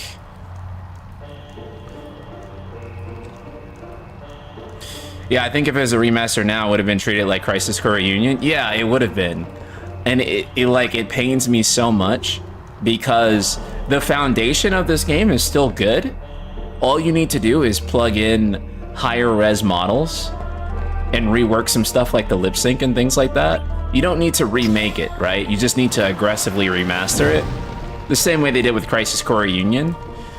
And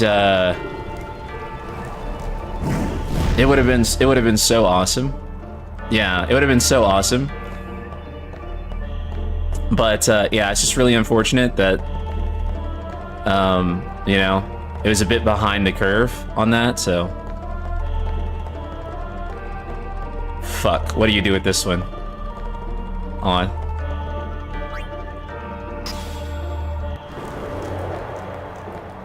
Yeah, literally, the only thing that's still a problem is just like the low poly models. Like that's it, right?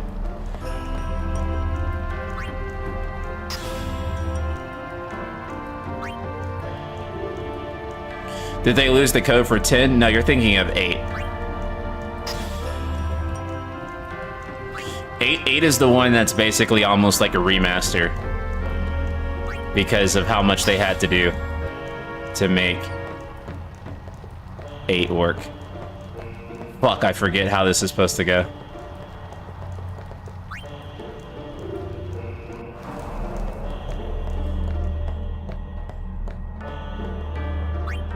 It's one of these. No. Fuck. I like just did this like while I was playing my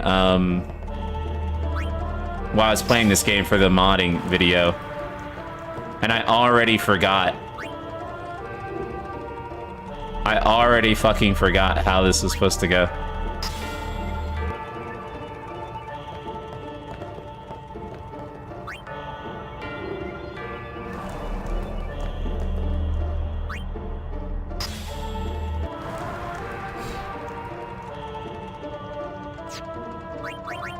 Okay. Supposed to take that there, because that's doing something with the glyph. Is it maybe... No, because we got that one from there.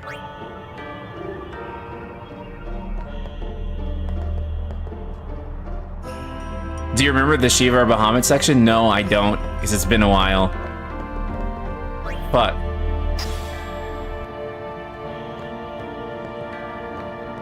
Wait, what the fuck? I forgot how to do this entirely. Chat, backseat.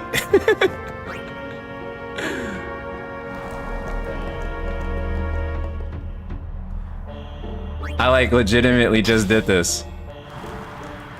Like just did it. You put it where the symbol is, no? That's what I thought I just did. You put the glyph sphere, but it repels me, right? So you can't put it on the glyph one. Oh, you have to touch the glyph.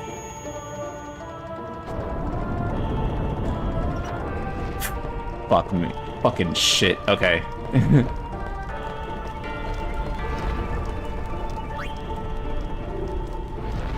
Okay. We're good. And then this is another fire sphere. I think...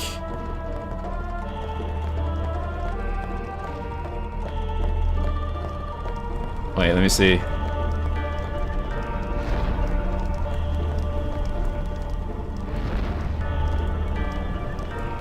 Okay. So I think you actually put the glyph sphere in that.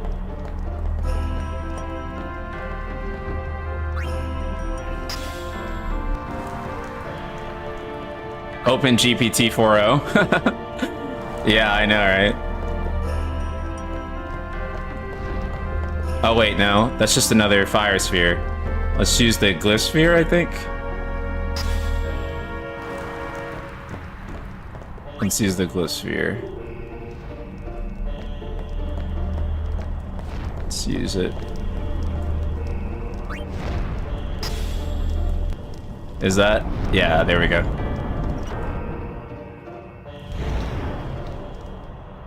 There we go. The destruction sphere.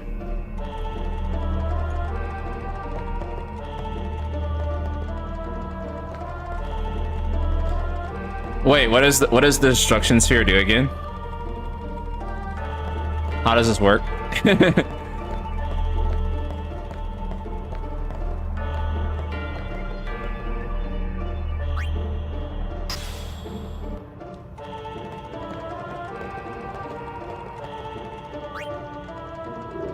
Opens up secret areas? That's what I thought. But which area is it again?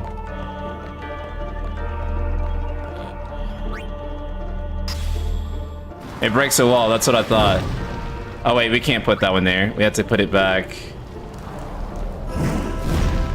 I wish I could remember and help. Dude, I'm convinced the only people that really remember these, like, Cloister of Trials, like, by heart are, like, Final Fantasy X speedrunners. Like, 100%. And, like, if you're not an FF10 speedrunner, you probably don't remember this shit at all. I say that, but then someone in chat's probably like, well, I'm not an FF10 speedrunner, but I remember it all quite well in NSP. Well, you know what? Fuck off. Dang's 08? Yeah, dude, he would know it by heart.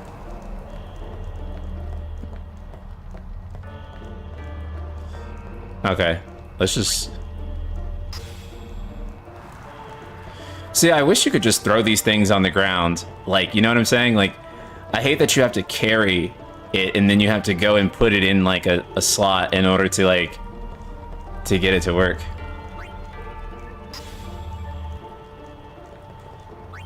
Okay, so that doesn't work. Where does the destruction sphere go, chat?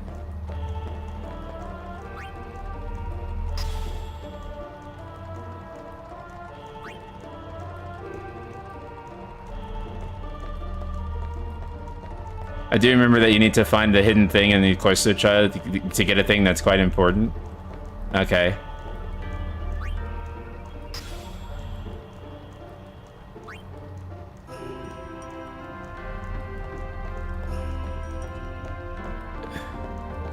The go-to at the end when you clear with fire. Oh, okay.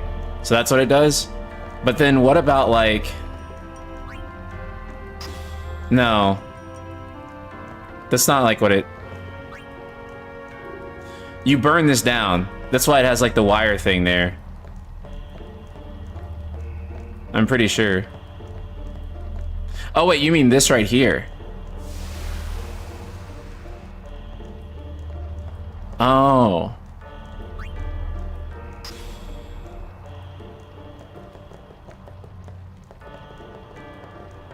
And then push the podium on it, right? Is that what it is?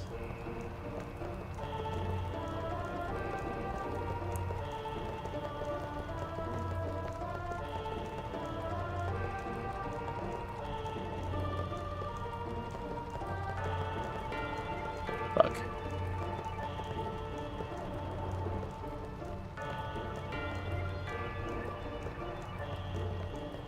Okay. Gotta use the D-pad for this shit.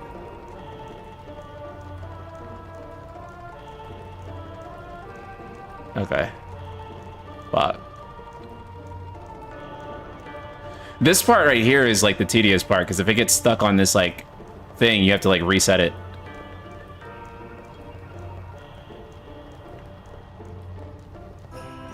Because there's no way to pull in this game. Hold on.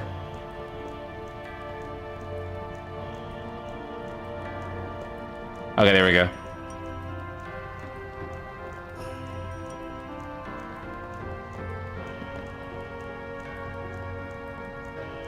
Okay. Take the Killicosphere out from the pit and put the D-sphere there? Okay.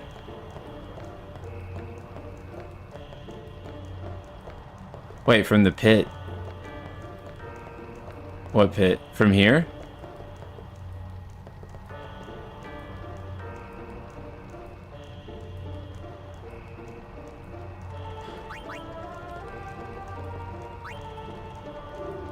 Switch the balls? Okay. So then... Okay, wait.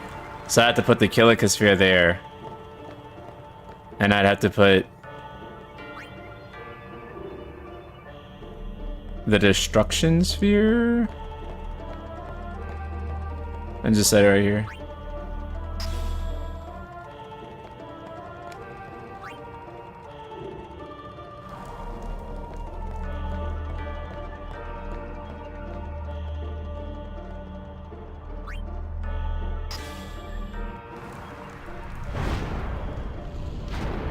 Oh, okay, yeah.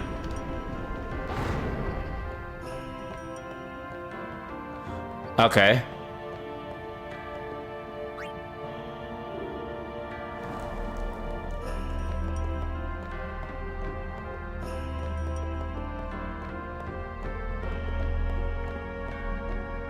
The Destruction Sphere goes in the front door. It's the one that's still closed at the end? Okay. So then what would I do with these two fire ones then? Do they go on the sides here? Is that how that works? Or I thought I had 2 fire. Wait, no. One of the fire spheres went down. And we discovered another fire sphere. So we only have one. We only have one fire. One we put there, and then wait. Yeah. Because I don't think it putting it here does anything. Oh, yep, it does. There we go. We got it.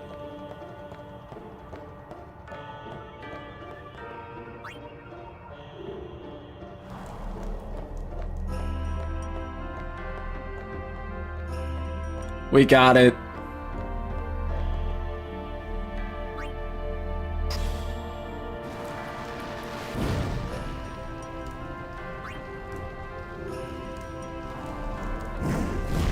They used the flame sphere to destroy the door, right?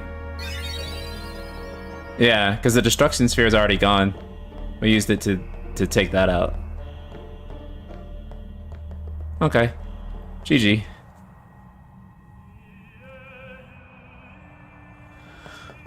Whew. Whoa, whoa, whoa! It was Donna and that big musclehead man. Let me turn up the volume. Yuna will be the one to suffer the consequences. What consequences? She could be excommunicated.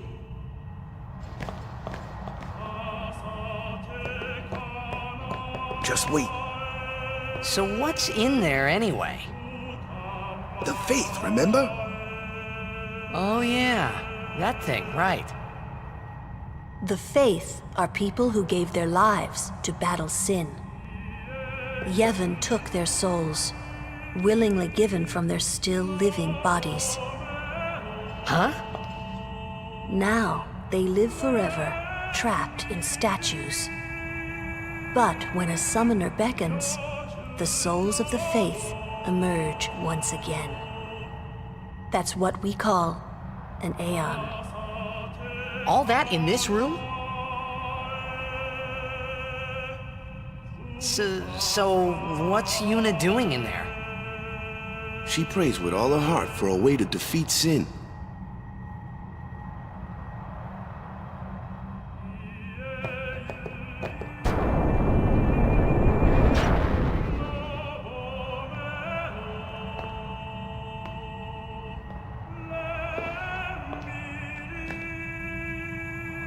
There was something I didn't tell anyone else that day. That song we heard there, in the temple, I knew it from my childhood. It was proof that Spira and Xanarkin were connected. Somehow. At least to me it was. Maybe that's why suddenly, I felt like I just wanted to go home. I tried to say something to tell them, but the words wouldn't come.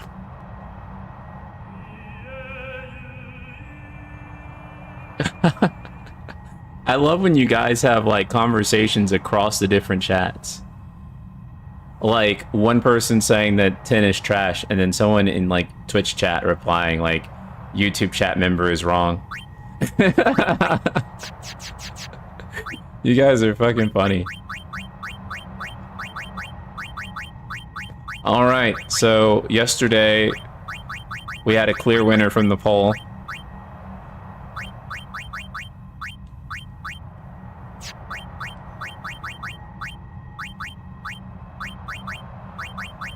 And that was Clive.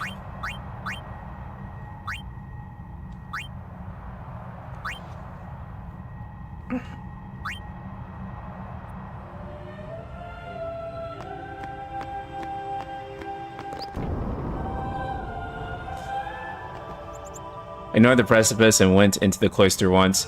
Boy, did I get in trouble. Mommy and Dad are at a place called the Far Plane. I wonder when they're coming home. Oh, that's sad. These are where like a lot of my favorite pre-rendered backgrounds in this game are. It's in like these little pockets here. We calling Shiva Jill? Unless there's any other name you guys have in mind.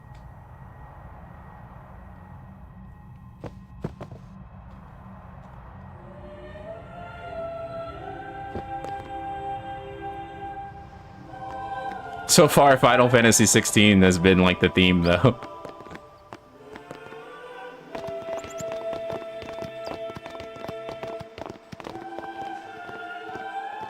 Spira has the best fashion, by the way.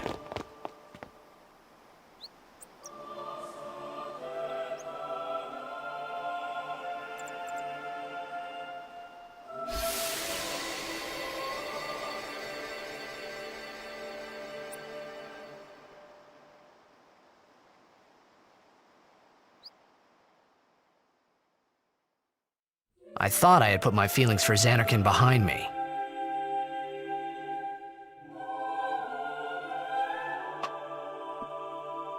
What the hell was that animation that he was doing? And they grew inside me bigger and bigger, till I was just about ready to burst. What is that animation, dude?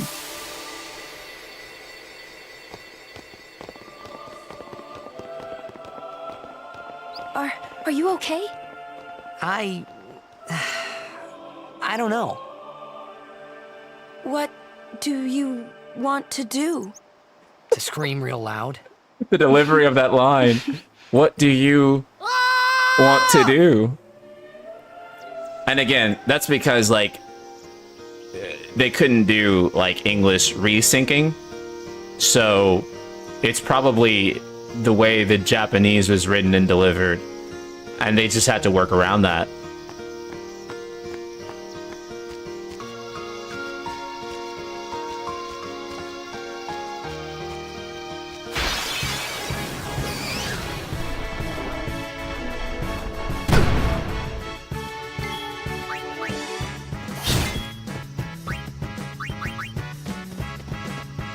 I could take care of those alone, huh? And this is also where the remaster helps, because you can just do fast speed. There you go. Real easy.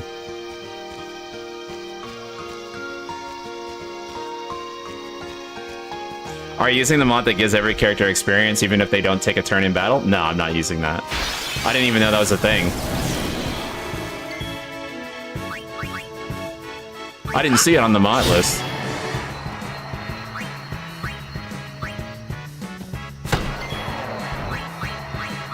Anyone thirsty?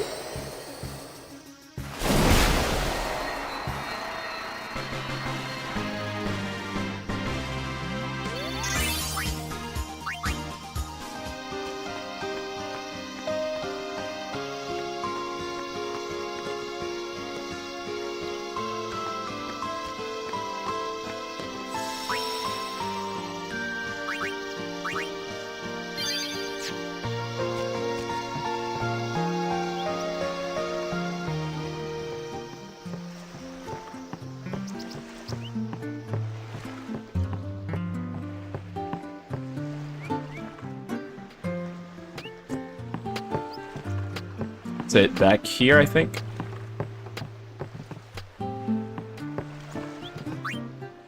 Off to Luca at last.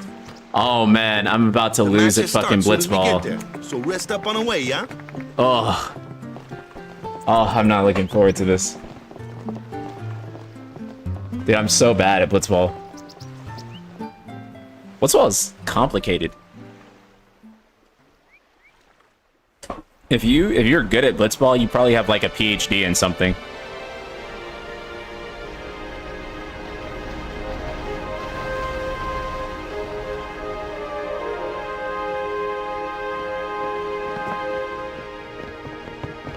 Okay, we're coming up on one of my favorite character building scenes for Tidus and Yuna.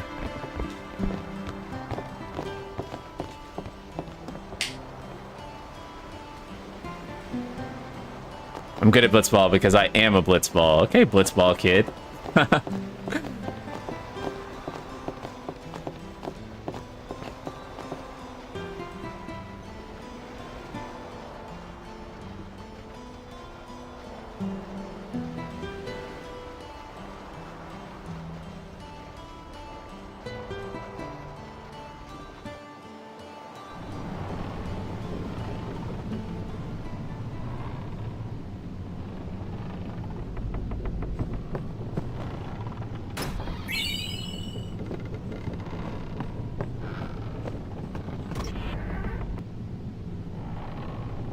Ooh, them's fascinating clothes you're wearing. Yeah! Filthy, filthy. There he is. This won't sell. Or me name's not Awaka. Don't look like you got much money, either. I've no business with you. Out of me way. Who do you think you are? Awaka the 23rd. Merchant extraordinaire. Awaka the who? Don't know me? Well, not many do. Not yet. I wouldn't say the chances of this getting a remake are zero, no. Someday, say,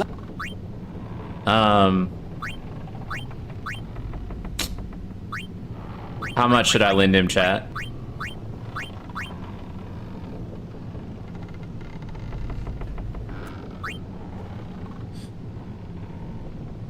I forgot how this works.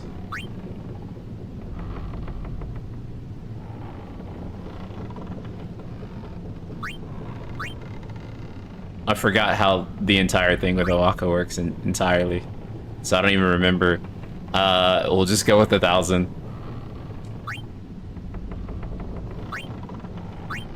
make it up to you, that I will. But I'm pretty sure you get more money later on if you invest in it. That's how I remember it working. Some people can be so rude. Shut the fuck up. Like, look at them. Look at them. Fuck off, bro. God. Blitzball is rigged. You're level 1 going against level 7 skills. You're not supposed to win. That makes sense. What y'all talking about? Who are you supposed to be? Oh, wait. Did I have to go to the Blitzball first, or is that second? Guy from Kilika. Or does the order not matter there? You know, one of the Besaid Aurochs. Said something about winning the cup. We'll find out. Oh, right. You're that idiot. I'm probably not going to be able to get Jack shot either. But he is an idiot. They don't got what it takes to win the cup. Well, they do now that I'm here. Yes, they will win. He used to be the star player of the Xanarkand Abes. Yeah, as if anyone lived in those ruins. It's not ruins. There's a big city there. There is. I got too close to Sin and... There is a city, really. Right, whatever your ladyship says.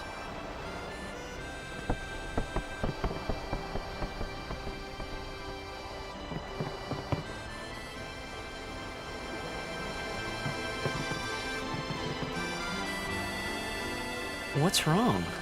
You seemed kind of mad back there. They were being rude, and... I do believe your Xanarkand exists. I really do, Yeah. you know? We'll see if I can get it. I always fuck up the inputs on it. Sir Jecht used to always tell me stories. It'd be great to see your home someday. I'd love to go there. Yeah. So, Yuna, want to come over to my place? Right. Sure. As if I had a place to show her. Well, say something. You'll take responsibility. Relax, he's bound to know someone in Luca. And if not? He could always join a Blitz team. Anyhow, it's better than just leaving him in Besaid. What? Just leaving him in Luca? What do you want me to do? Yuna wants to make him a guardian. Oh, yeah, jeez. There's that too, eh? And whose fault is that? Not mine. It is mine, huh? I wouldn't be able to go back in the cabin and make a save, would I? Chat?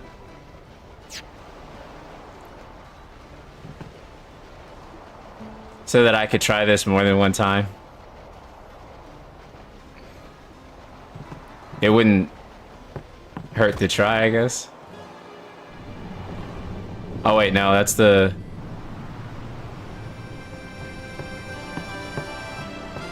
Wait. No, I guess I can't go back down. Oh, oh wait, fuck. Oh, fuck. Oh, fuck. Well, there we go.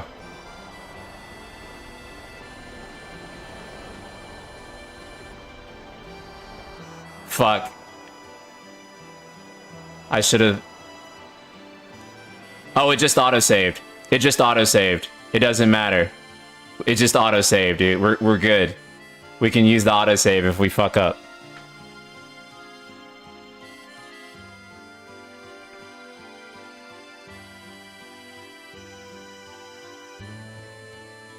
Watch out for the next autosave? Okay. Trying to follow in my footsteps, are you?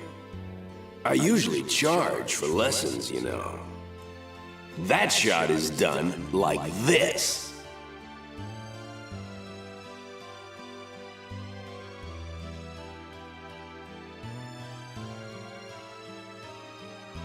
You can't Yeah, I fucked up. Kid. But Fucked don't up, worry, chat. my boy. You're not the only one. No one else can do it. I'm the best. Ooh. Ooh, fuck me. Okay. Memories of that day still haunt T. Dusty. And interfere with his concentration, try to shake it off. Okay. Appears in the top left. Above. Corner. And then the center, okay.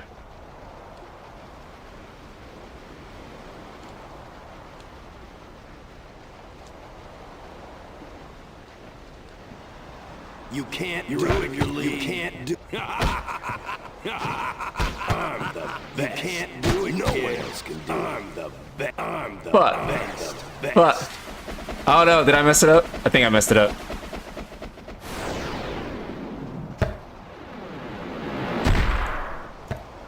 And oh my god. Did the game like crash or something? Oh my god, what happened? Oh my god, it's like the game just restarted itself, bro. I don't... What the fuck? That's so weird. Oh my god. That's crazy. That's crazy. Okay, let's fucking try this again. Hopefully the autosave got it. It did.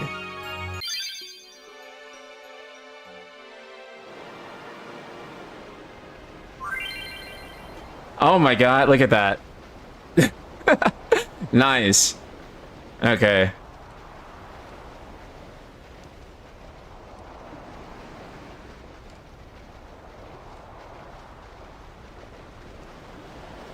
Let's see if I can do it again. No one else can do it.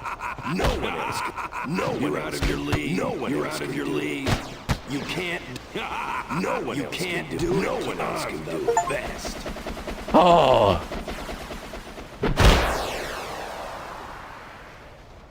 Huh.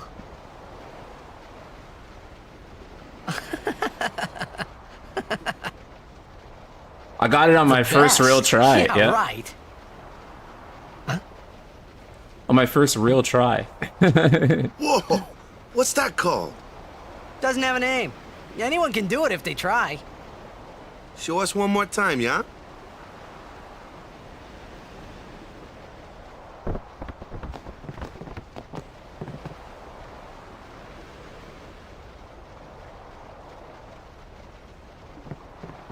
Okay, I'm resubscribing. You unsubscribe.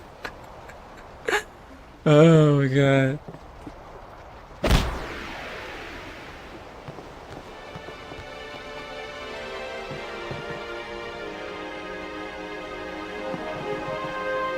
I knew it! I knew you were something special! True. That was the eject shot, wasn't it?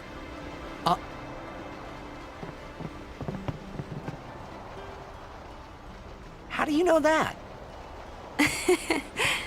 Sir Jekt showed it to me when I was a child. He called it the Sublimely Magnificent Jekt Shot Mark III. Stupid name, huh? You know what? There is no Mark I or Mark II, you know? My old man said the name Mark III was just something to hook the crowd. He said they'd come back every night expecting to see Mark I and Mark II. And they really did come back. I used to get so mad.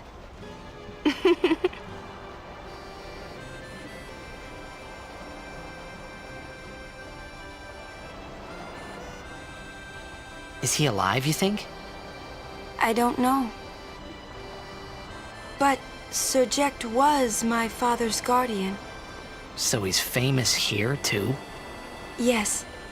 So, if anything happened to him, I should think word would get around fast. Uh-huh.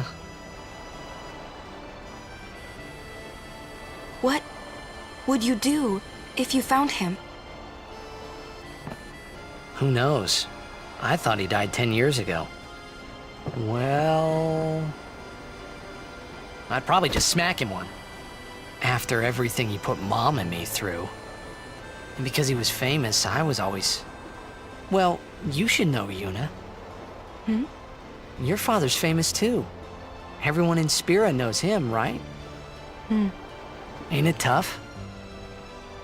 It is hard to follow in his footsteps as a summoner. Sure. But the honor of having a father like him surpasses all that, I think. Well, there wasn't much to honor about my old man, that's for sure.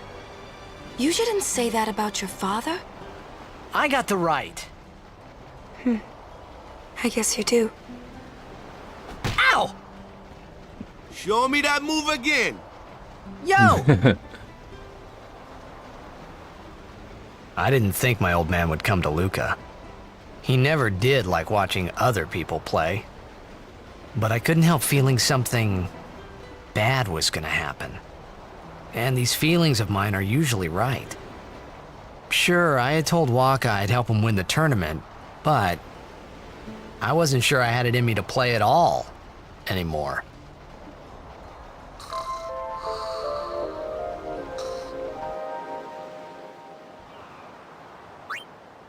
Yes. There we go. Amazing cutscene. Let's go.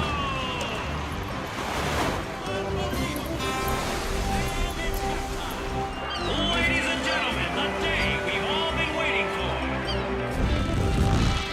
The opening tournament of the season. This event is sponsored by Yevon. This event is sponsored by Yevon. Think about how pretentious that sounds. Today's stream has been brought to you by God. Ah, over there. The ships carrying the Like, players what the are fuck? arriving now. This would be dock number 2. All the way from Killica, it's the Killica Beasts. Dude Mackay, hello. Summoner O'Holland used to play for them. A big name. Give in live to up the urge, dude. Replay Final Fantasy X. Their hometown was recently attacked by Sin. It's still the Isn't that right, goat. Jimmy? Yes, Baba, they're going to be pulling out all the stops to try and bring back the cup this year. Exciting, isn't it, folks? Our next team off the ramp is... Well, well, well. If it isn't the Besaid Aurochs. They're a living, breathing, statistical impossibility. I've never seen a team this bad. That's right. In 23 years, they've never made it past the first Union did an round. FF8 modding video. I did a 10 one. Only a few die-hard fans are in the audience today. Best of luck to them and a safe journey back to Besaid. Right, Jimmy? Moving right along. In fairness, though, they did do a modding video, so easy for you to mix that up. Folks, our very own Luca Goers. They've got power, they've got speed, they've got teamwork. and they're back home in Luca. Without a doubt, they are the favorite this year, Baba. Imagine being a Besaid Auroch fan. It's like being a Dallas Cowboys fan. For them to lose today. You can say that again, Jimma. Look at the crowd, folks. Look at the crowd. Looks like all of Luca has turned out to cheer the goers on. They know, I know, and you know, folks. The Luca goers are #1. Yeah, it's like this every year, yeah? Don't let it bother you.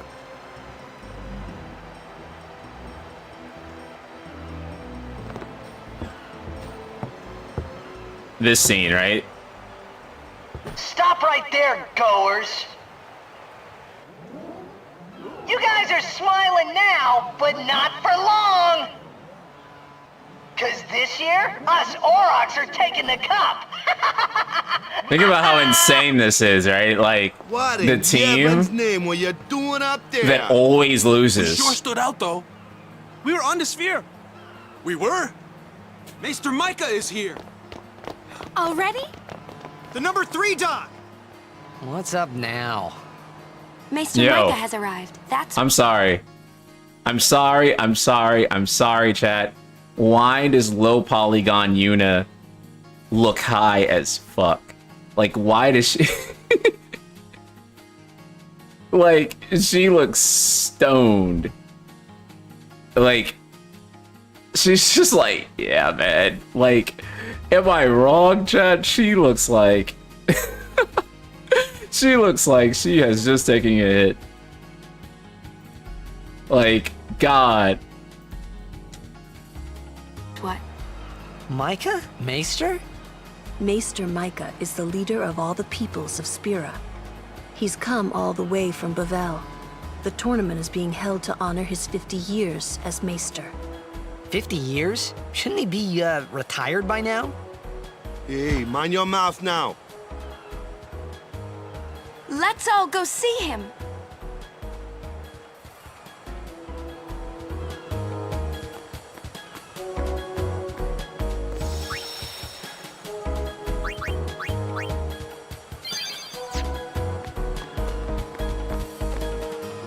I don't think there's anything useful from the NPCs there.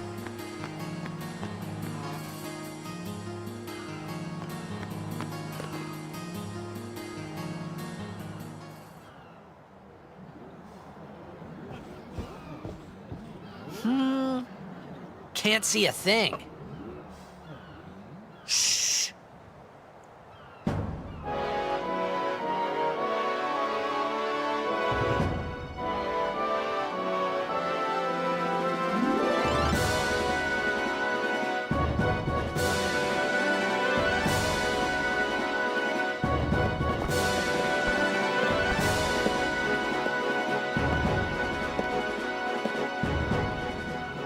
That's a Guado, right? Who could it be? Isn't that Maester Seymour?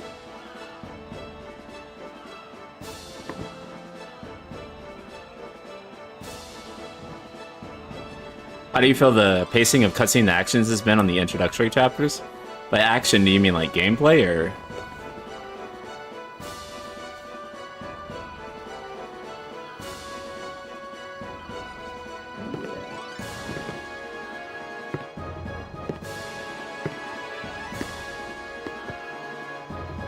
People of Spira, I thank you for your generous welcome.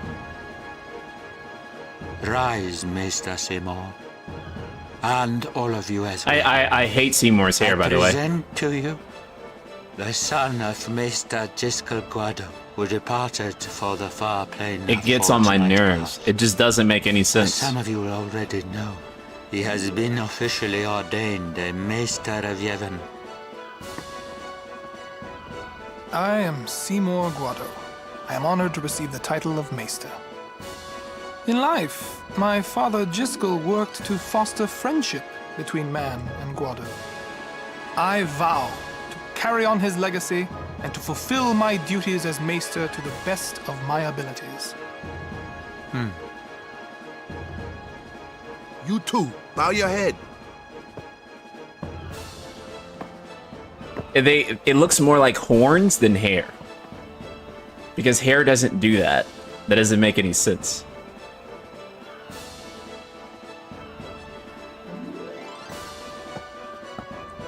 Really psychs you up, yeah?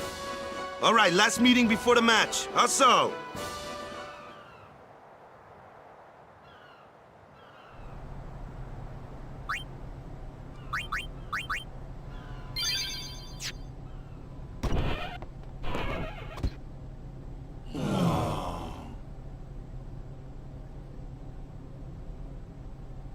Where's Waka?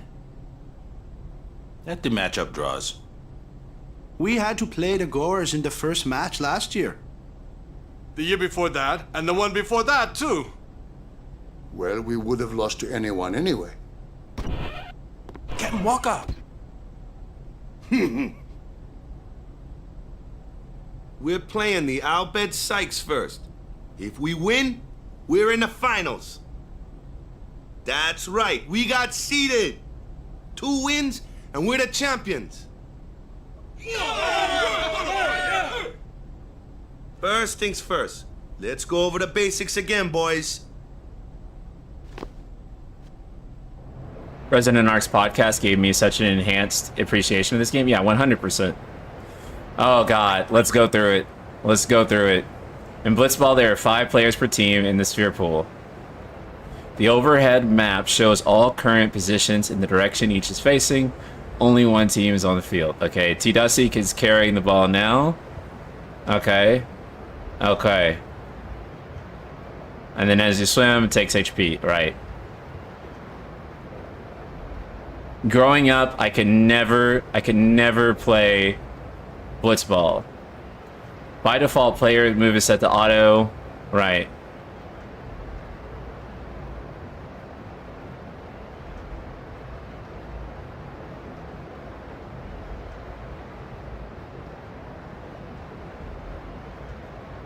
Try moving the ball manually, press triangle, okay.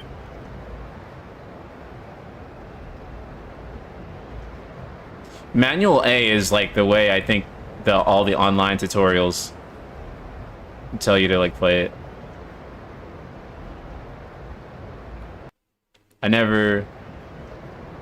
Okay.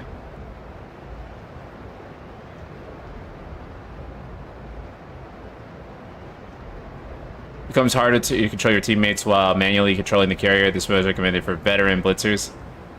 Okay. Okay. Let's see if I can actually win a game of Blitzball, because I always lose.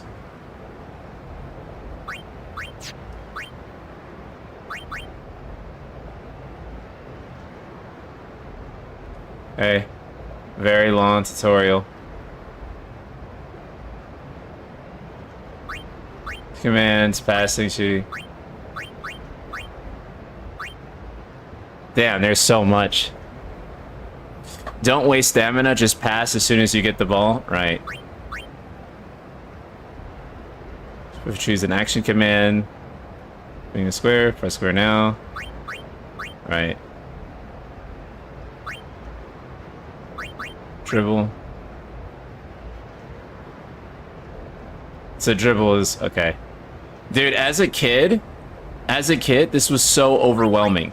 Right? Like all of these fucking like I'm gonna be stuck on this the entire stream? No. Because I'm gonna just come back to this with the save. And I'll practice it off stream so that we actually win. Because I never win Blitzball ever. I normally just skip it. I just accept that I'm going to lose. But I've decided that I want to actually win this fucking thing this time.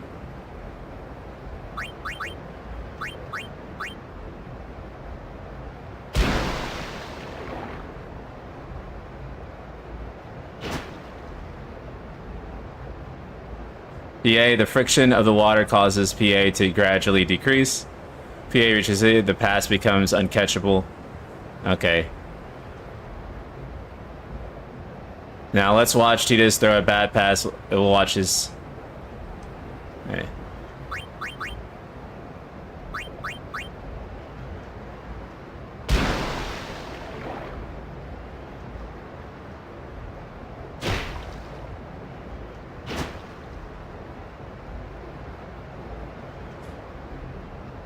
When a pass fails, the ball becomes loose. A blitzball can be claimed by anyone. Therefore, a high player with a high P. Okay, cool. Okay. Cool. We're not gonna go through the whole thing.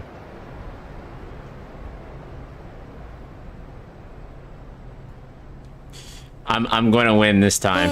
I'm determined to not just skip it. There you are. Someone said they saw Sir Orin in a cafe. Orin? Yes, Sir Orin. Let's go find him.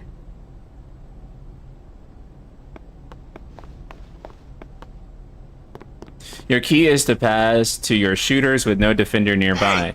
Use a midfielder like Letty to take a hit and dribble up to the defender Neotitus. Come back quick, yeah? Once the defender starts I'll be coming back. toward Letty, swim backwards and then pass okay.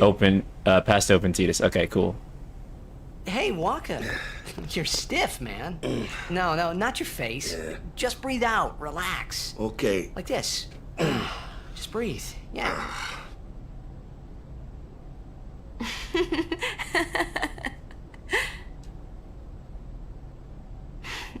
Maybe now we can find Sir Jekt. Huh? How? Sir Orin was also my father's guardian. So, he might know where Sir Jekt is.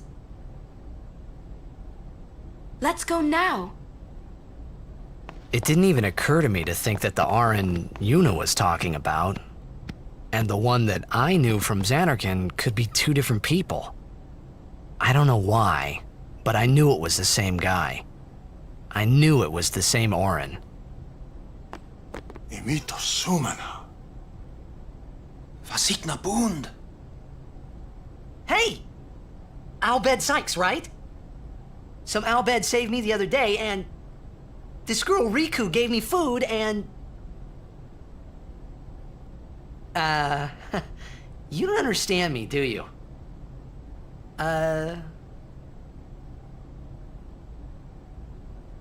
Anyway, if you meet Riku, tell her thanks for me. Oh, and as for the first game, may the best team win.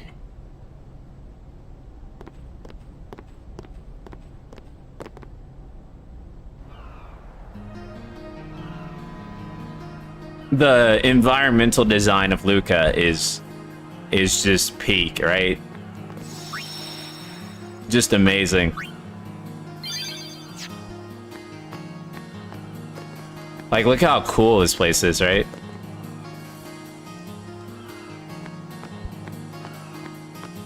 I just want to talk to people.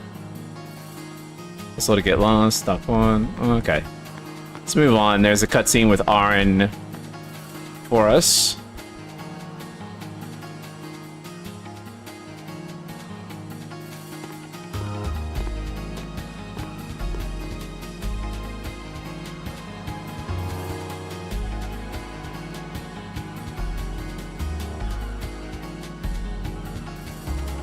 You don't remember Luca subtext? Oh my god.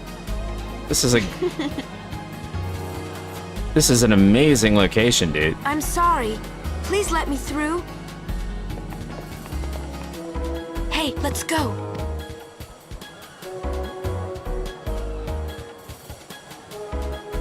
You're really famous.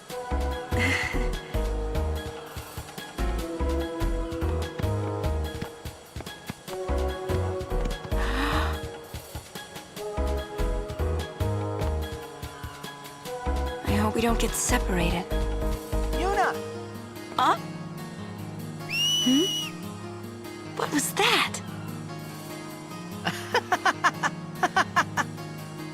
In Xanarkand, we do this to cheer on Blitz players.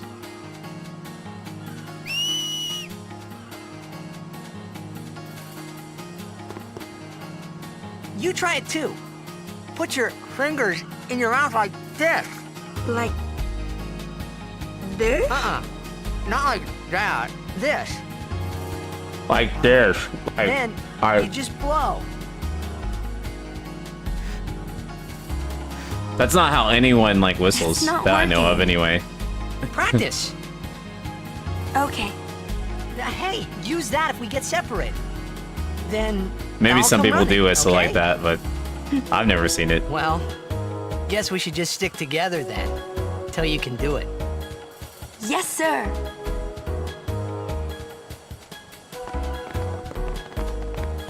Final Fantasy VIII. Let's go.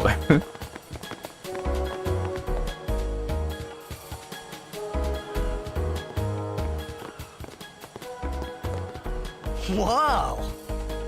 This is a pretty big town. Luca is the second largest city in Spira. I thought every town was little. You know, like Besaid and Kilika. Towns don't usually get bigger than that. Damn.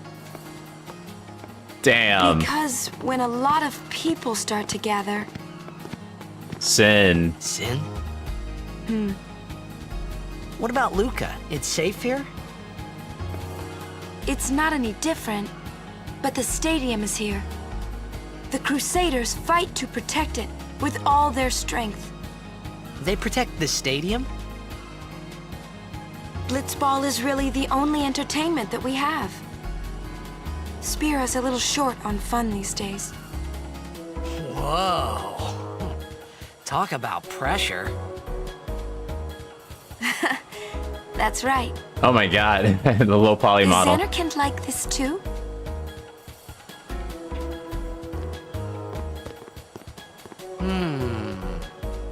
Well, there are more buildings. All tall ones. And cramped together. Oh.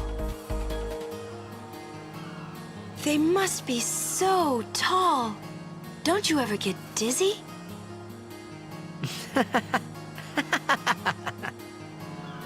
Let's go find Sir Orin. You know, if you'd have asked me before, like, going through this again, if I think that 10 could benefit from a remake, I would say no, but, like, I would say yeah at this point. Not that I think we need more Final Fantasy remakes at this point. 7 and 9 are enough, but, like, I wouldn't be as opposed to it anymore. Oh, she's a Guado. Looking at some of this stuff now and thinking, like,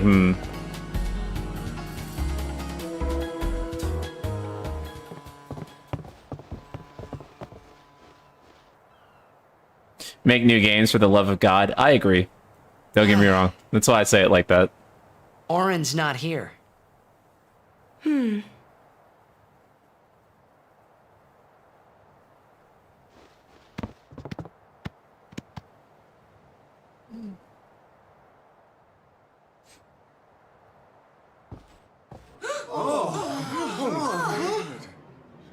Why not talk, Kimari?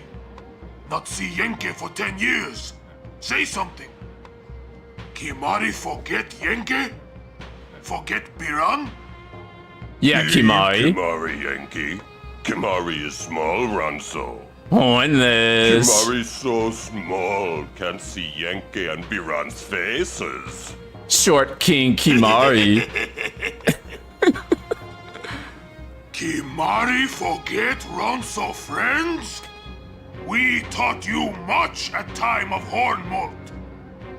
Biran taught Kimari to be strong, Ronso. Maybe taught too much. Take him on. Kimari, dub Ronso. He not like me. Me smart Ronzo. Oh! Take it outside. The tournament's starting, you hear? The game! Today, on this glorious day, players from all over Spira have assembled here to participate in this great contest of bravery, skill, and strength.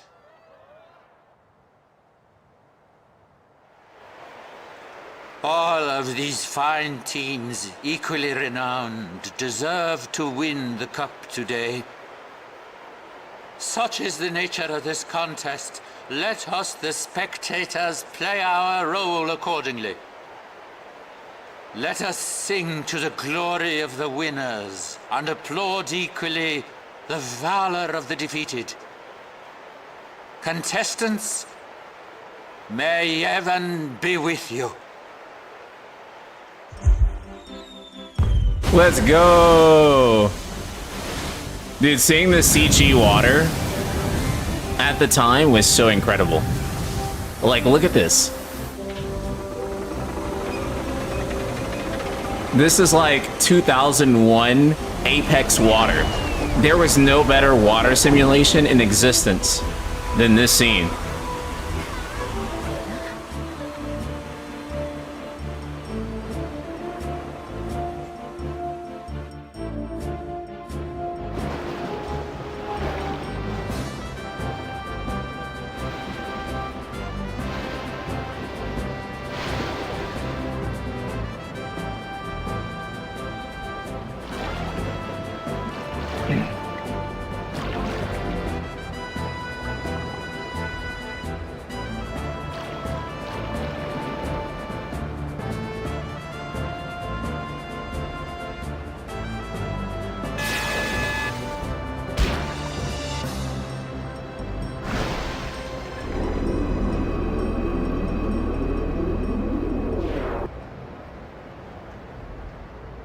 Kamari, Yuna's gone.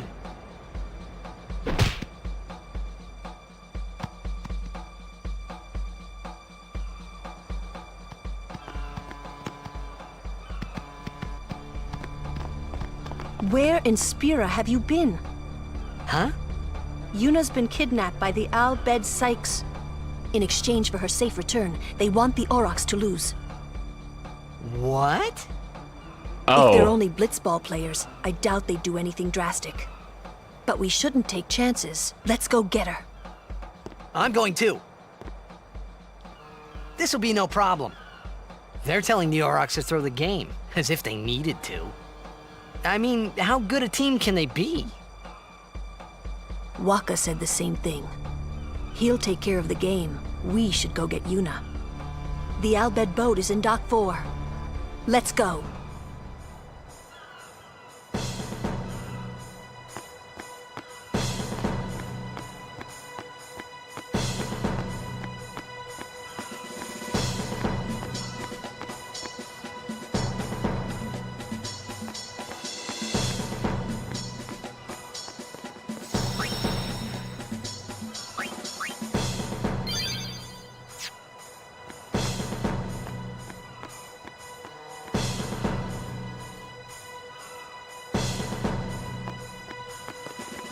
The stores in the stadium are closed on a tournament, but I'm always open for business.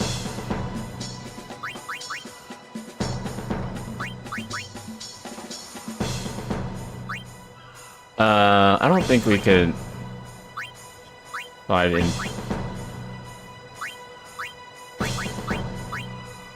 I don't think we need The people anything. here are so into the game. Gotta love.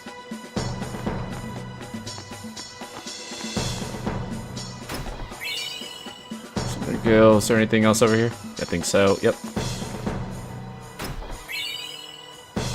Sidle sphere. Is that for Kimari?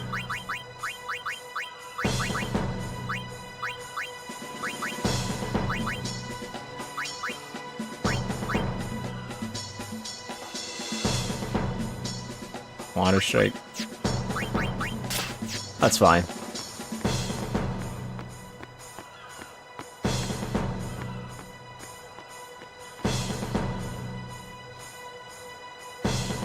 Let's go.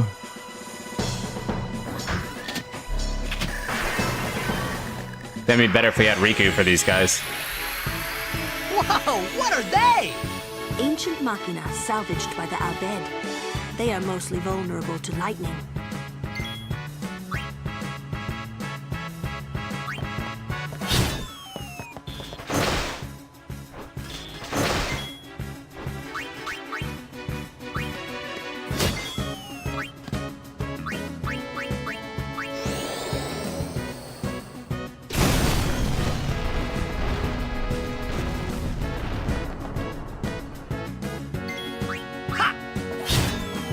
Wow, really?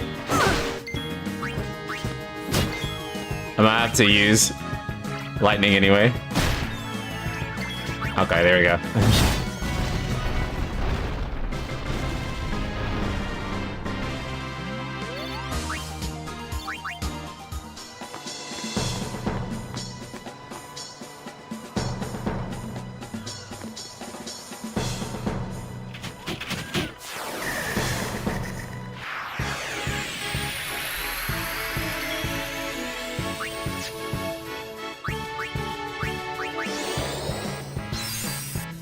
We'll speed this up. There we go. Oh, this is so handy.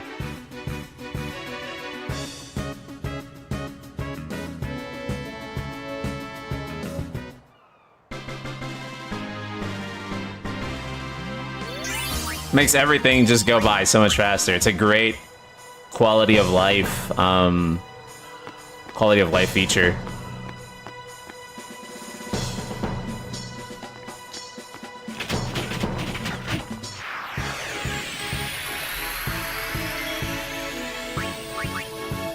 I just realized Lulu's kind of low on health.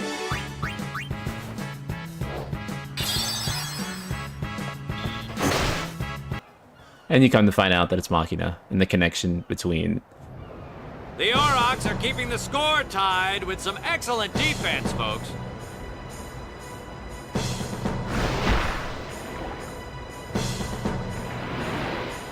Oh, he'll feel that one in the morning. Ah, but the referee doesn't call the foul. Waka's taking a real beating out there.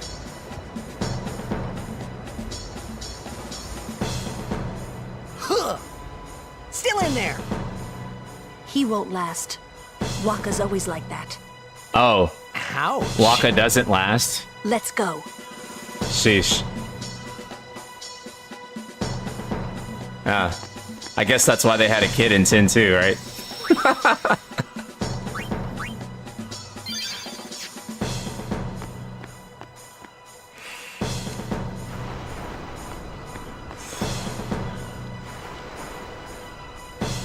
Let's go.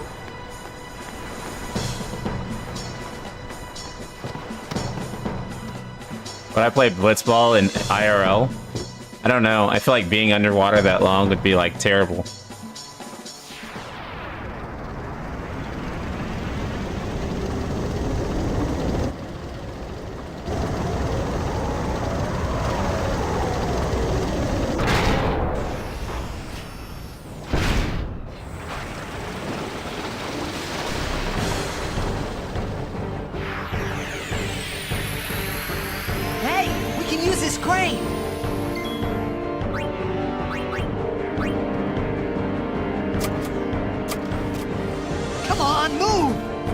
Probably out of power.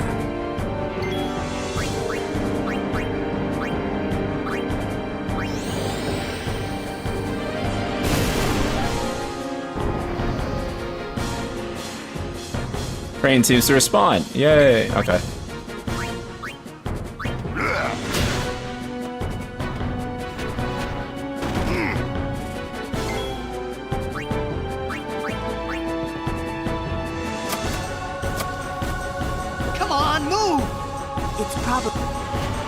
Does it need more?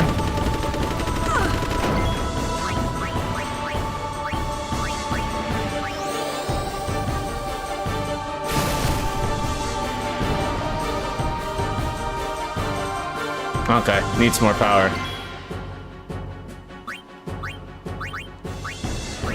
See if I can lance at anything for this.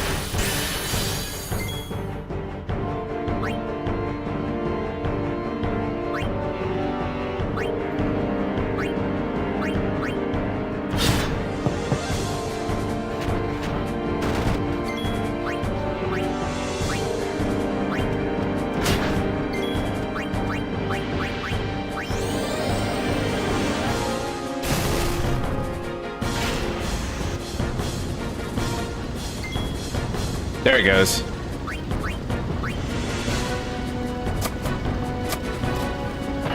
There we go.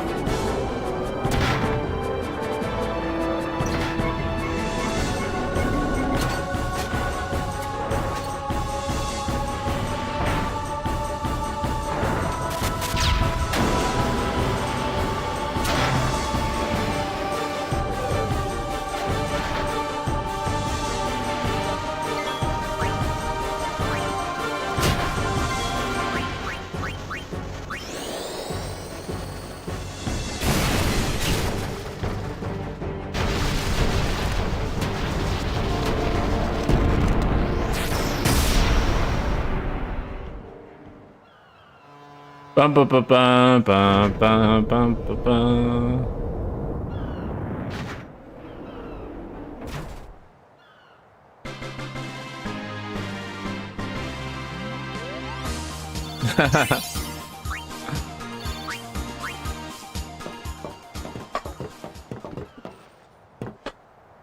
I hope you hurt them. A little.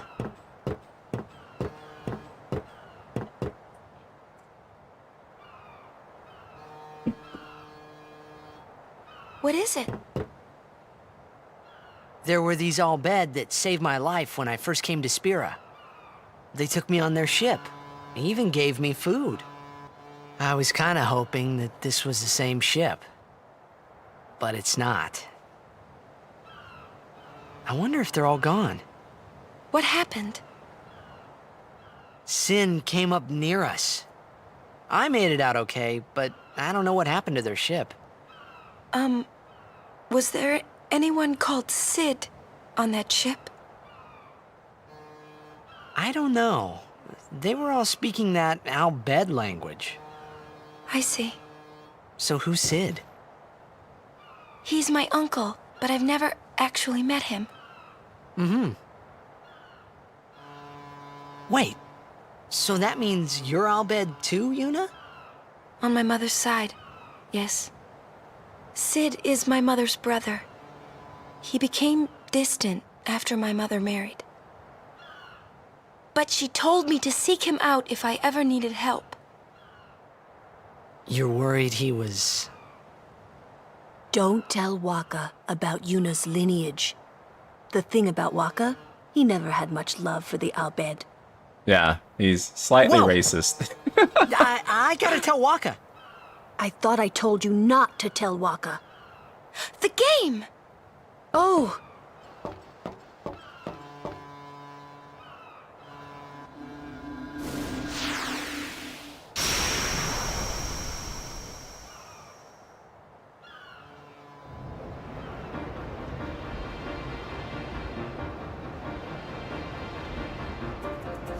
Seconds left. The Aurochs are launching an all-out offensive.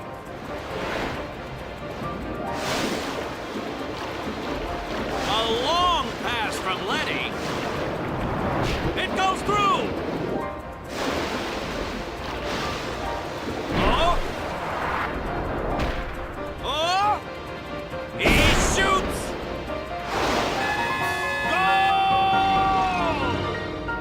Unbelievable! The Aurochs win the match 3-2.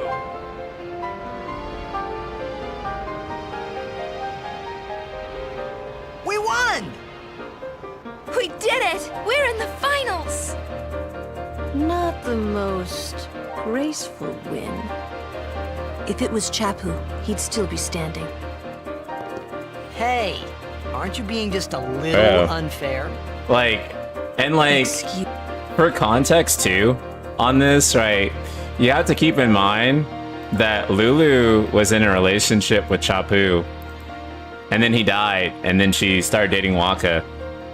But, like, this is like so tough, because I couldn't even imagine this, like, personally, where, you know, I have to deal constantly with that feedback, where it's like, basically where she's like, L plus ratio plus your brother was better. It's kind of tough, right? Waka deals with it so well, though. He's such a trooper with, like, kind of how she takes out her own grieving and pain. Excuse me? I never won this tournament in any of my 50 playthroughs. Me neither. Place. You're the one who told Waka that, right? That's normal. That's totally normal. And I don't think Waka would ever try to take Chapu's... You don't want to finish that sentence.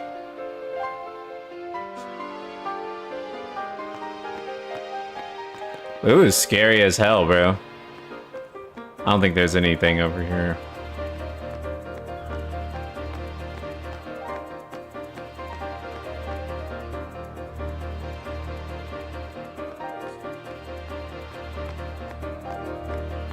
Just check in, make sure I don't miss any chests that I've forgotten about. I think we're mostly good, actually. There's something over here, right? Oh, there is something over here. Magic sphere. HP sphere.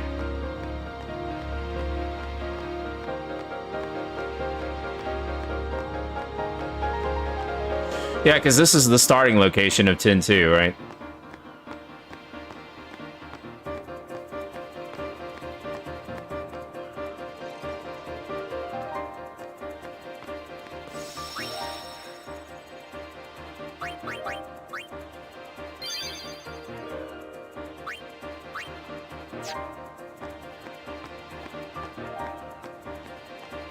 There is a thing on Nexus, by the way. Is there anything in here of note that I'm missing out on? There's a starting, there's a save file on Nexus where you can just load up, and it's right after the defeat or the victory. So if you don't want to play this Blitzball game, or you suck at Blitzball and you still just want to see the scenes, you can literally load that save file up, and it'll allow you to skip right past it. And it's good too, because honestly, at this point in the game, you don't have jack shit on your sphere grid, right?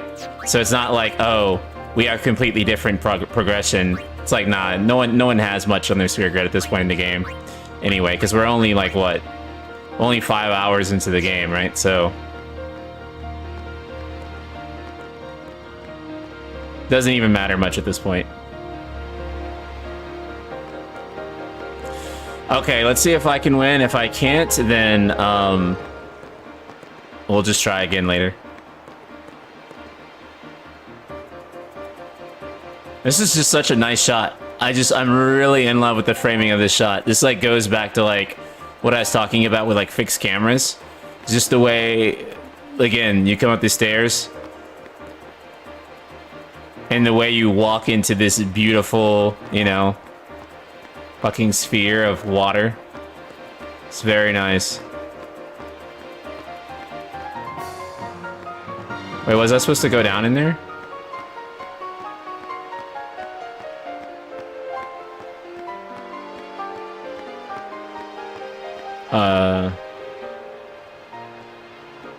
Oh, it's through here.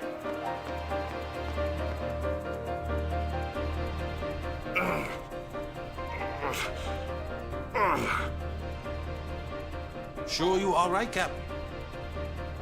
The game starts in a few minutes. You sure you It's like the game doesn't expect you to win the first Blitzball game. I feel like they don't expect you to win it the first time you play the game. I feel like they want you to win it on your second playthrough of the game. Miss me?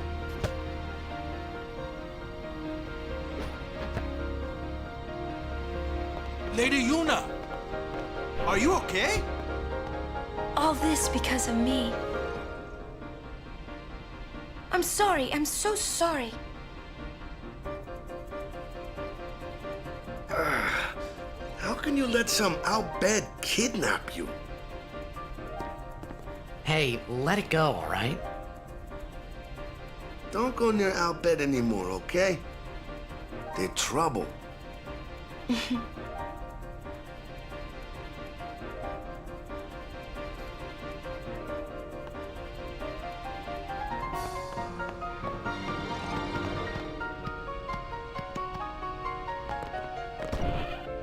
Okay, let's create a save file here.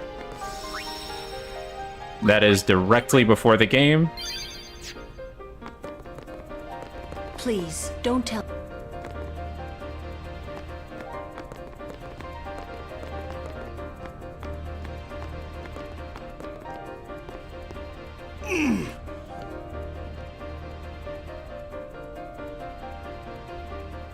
The game starts soon. No time for warm-ups. Ready? Let me at him. All right.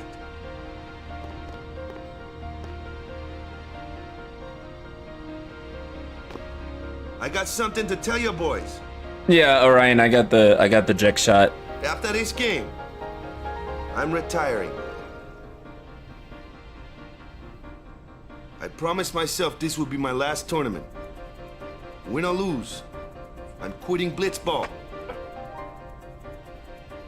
But you know, since we're here, we might as well win. Yeah! Mind a bench.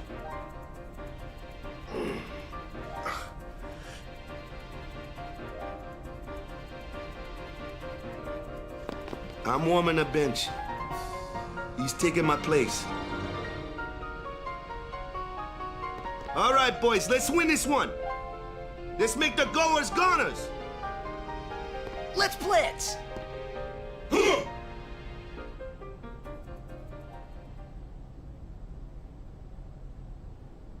I saw you floating there on the sphere. Oh, hey, you weren't supposed to see that. Oh.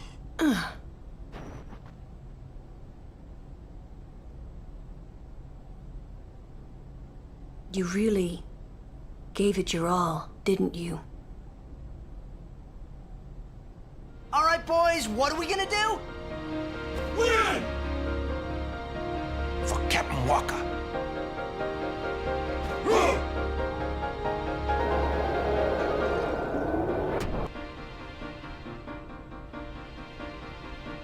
This is it, folks.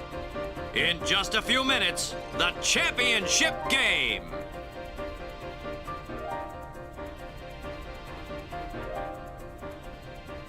Oh, man. Oh, man. But who could have imagined a championship game between these two teams? Our legendary Luca Goers So try that cheese? going Which against cheese? the horrendously ill-fated Besaid Aurochs. This looks like history in the making, Baba. Oh, shit. There he is. There he is. Let's go.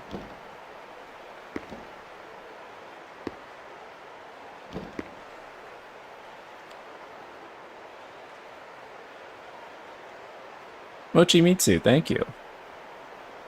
And thank you, Johnny. I'm glad you like the guns.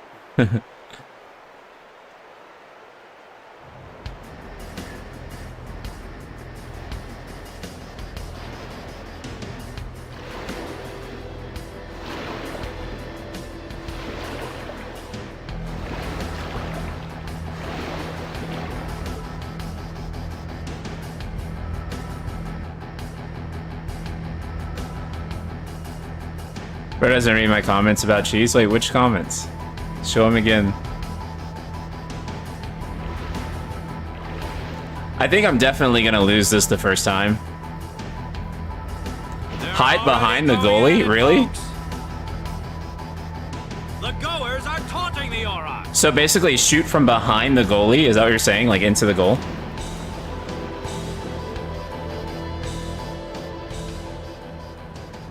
It'll cause the AI for all the CPUs on both sides to go haywire? What the fuck?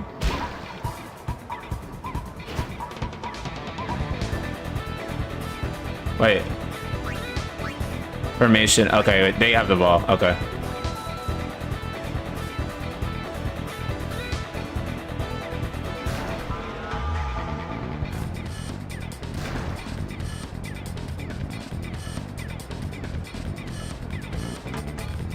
Okay.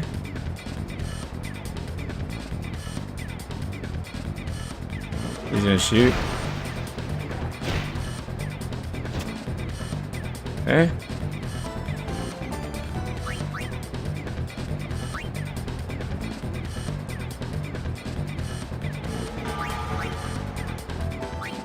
Fuck, I should have just passed it. Shit. Passed it, T-Dusty.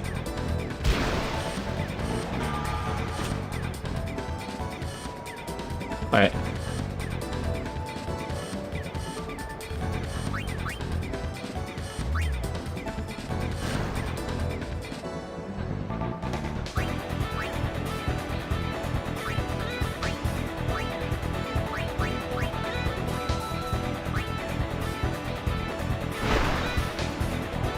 Oh, should I pass that far? Oh, fuck. I passed too far, didn't I? Oh, fuck. Oh, shit. I should have passed closer. Fuck.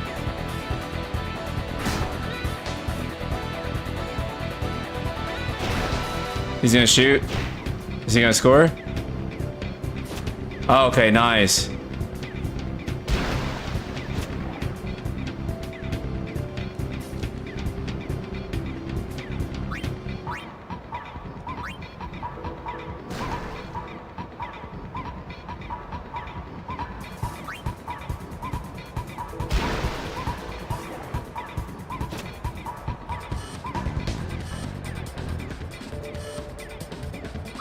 See.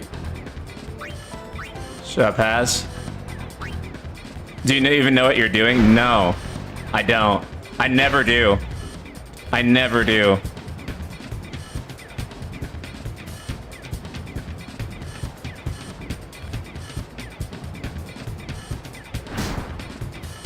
Is there a bot? Okay, I'll delete them in a second. No. I straight up Blitzball like always does this to me. Okay. We're gonna lose here.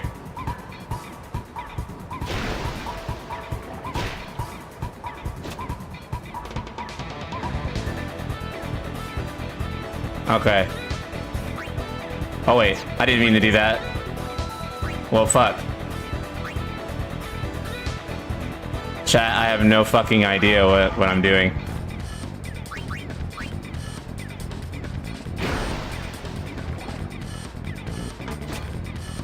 I'll ban the bot in a second.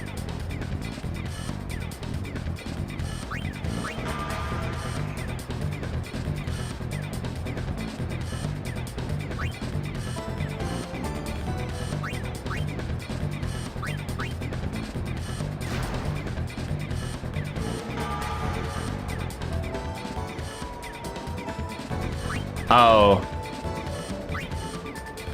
But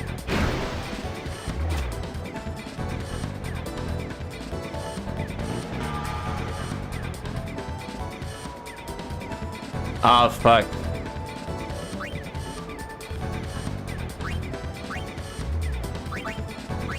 I have no idea what the fuck I'm doing, bro.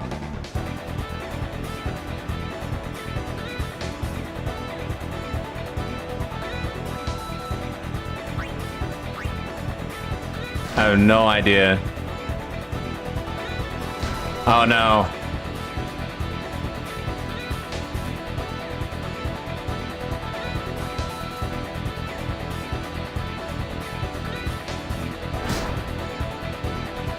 Oh shit, let's go.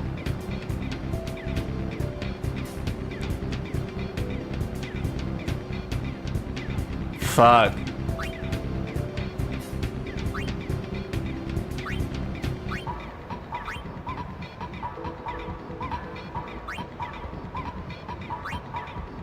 Should I pass it? I guess.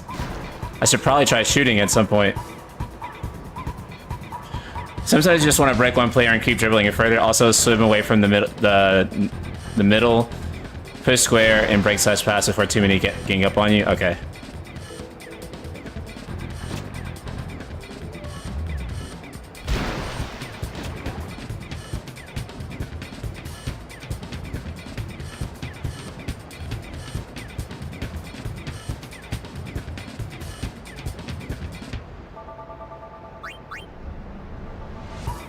What if I try no break and then shoot? No. I should have tried. Fuck.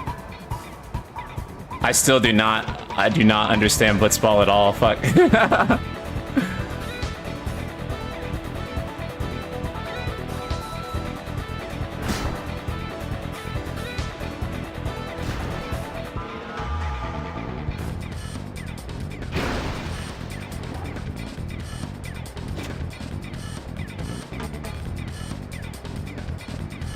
Halftime. And it's halftime.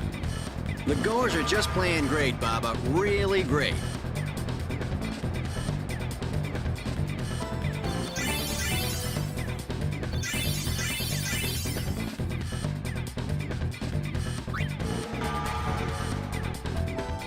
Zone defense, boys. Stop those goers. What about me? Yeah, I literally. Crazy. Goers are going down. During halftime, I think you can equip the eject shot to Titus. Okay. Shoot like crazy. Down! Okay. All right, hustle! Okay.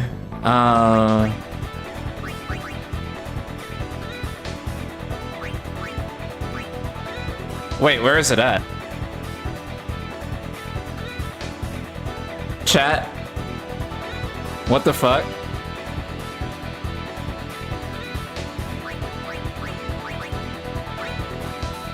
Oh, never mind. I'm stupid.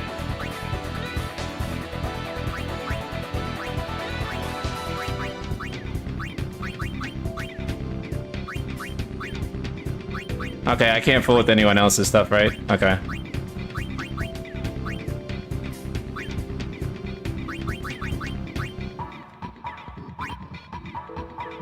Okay. We got it. We got it. We got it. Okay. Okay. I'm going to win my first game of Blitzball ever.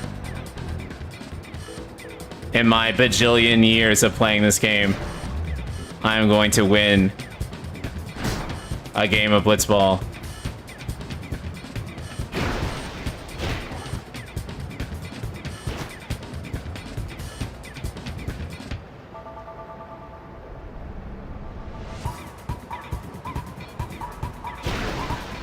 Jack shot will take out 2 guys, so no need to break. Okay, cool.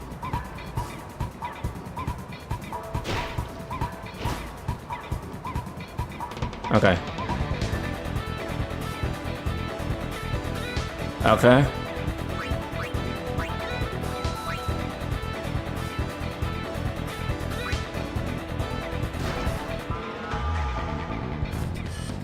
Ah, fuck, he got it.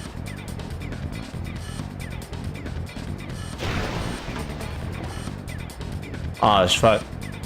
Oh, thank God.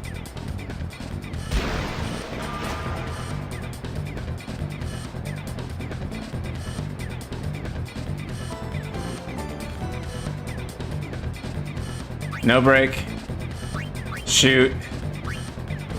Jack shot. Okay.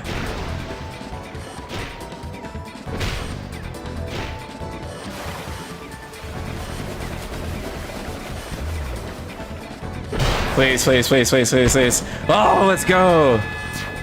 Oh. Let's go. Oh.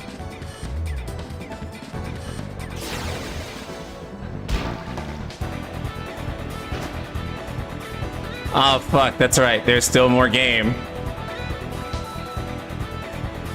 There's still more game. No!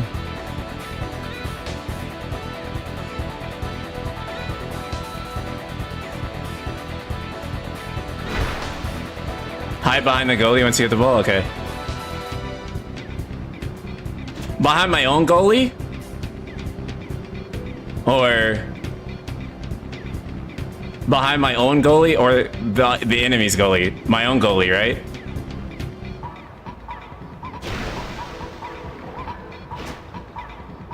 Behind your goalie, okay. I'm gonna do it. The fans are getting impatient. They're calling for some action.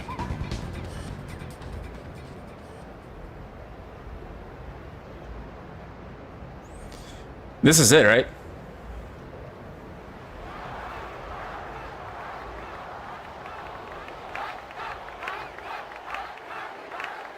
Oh, I think we won, right? Because then Seymour attacks.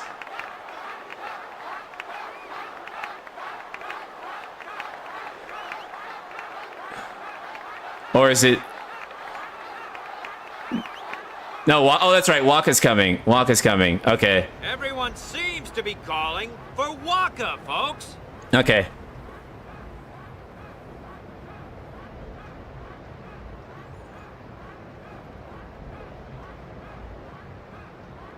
Just need to hold the lead for 2 minutes. 2 whole fucking minutes. Yeah. Real easy. Real easy.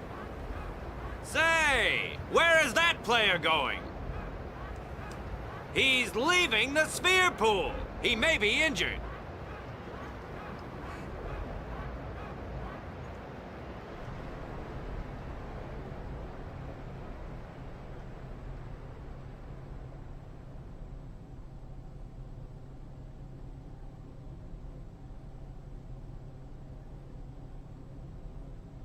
To be honest, I did kind of feel left out. But it really was the Oryx. Sorry, NSP, you have a and whole Waka second half. show after all. Fuck. I wonder what's happening. The crowd is going wild. I just want to finally win a game of Blitzball like once in my life. Once in my life, I want to win a game of Blitzball. He's back on the field and ready to go. The Aurochs seem glad to have him back.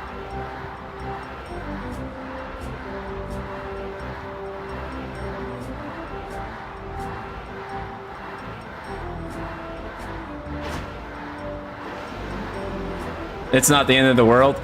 It is, though. Because I played through this game multiple times, and I never fucking win this. So just one time, I want it to actually happen.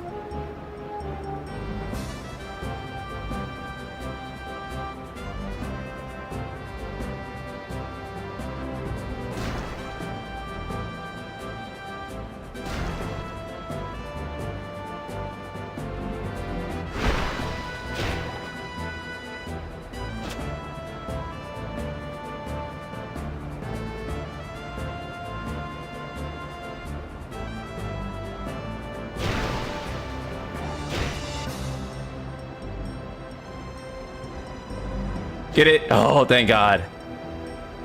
Okay, I'm gonna hide behind my goalie.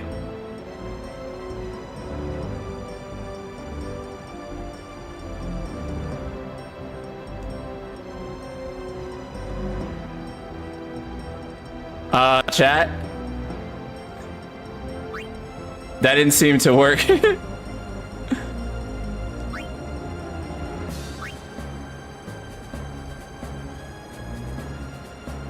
No break? Oh fuck, I chose, oh fuck.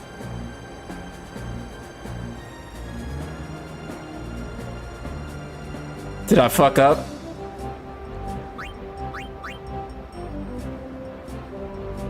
Pass the chassis, okay.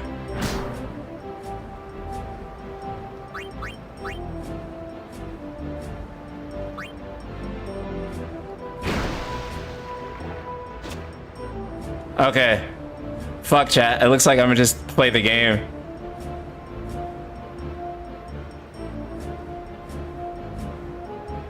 We just gotta do 30 seconds.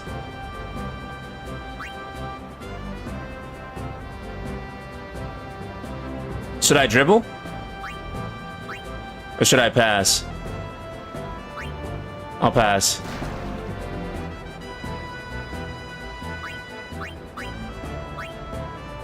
To Waka.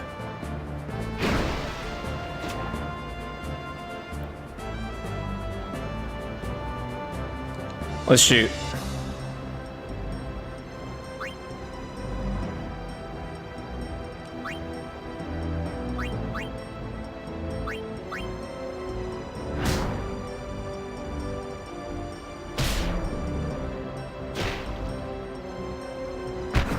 Oh shit!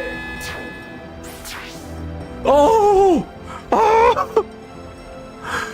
Oh! Oh! Let's go!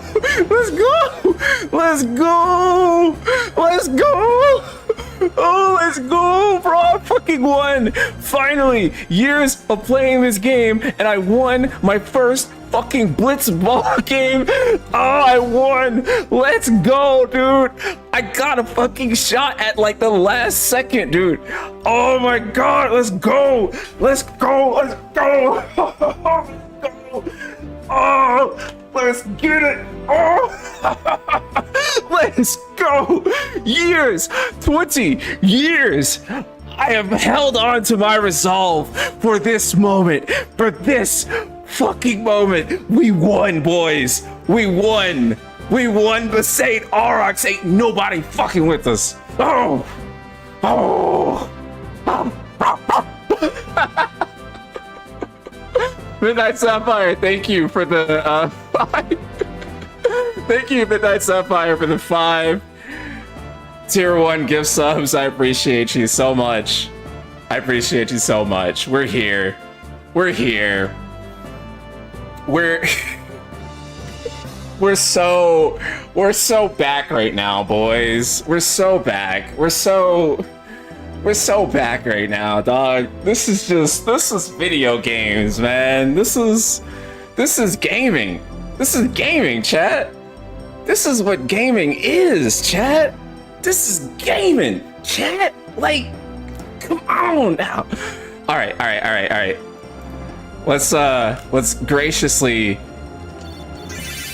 make sure that we save. Unbelievable! Oh god. Oh god. Again, shout out Midnight Sapphire. Thank you for the subs. Shout out to everyone in chat that's helped me finally get a Blitzball W. Okay. Okay.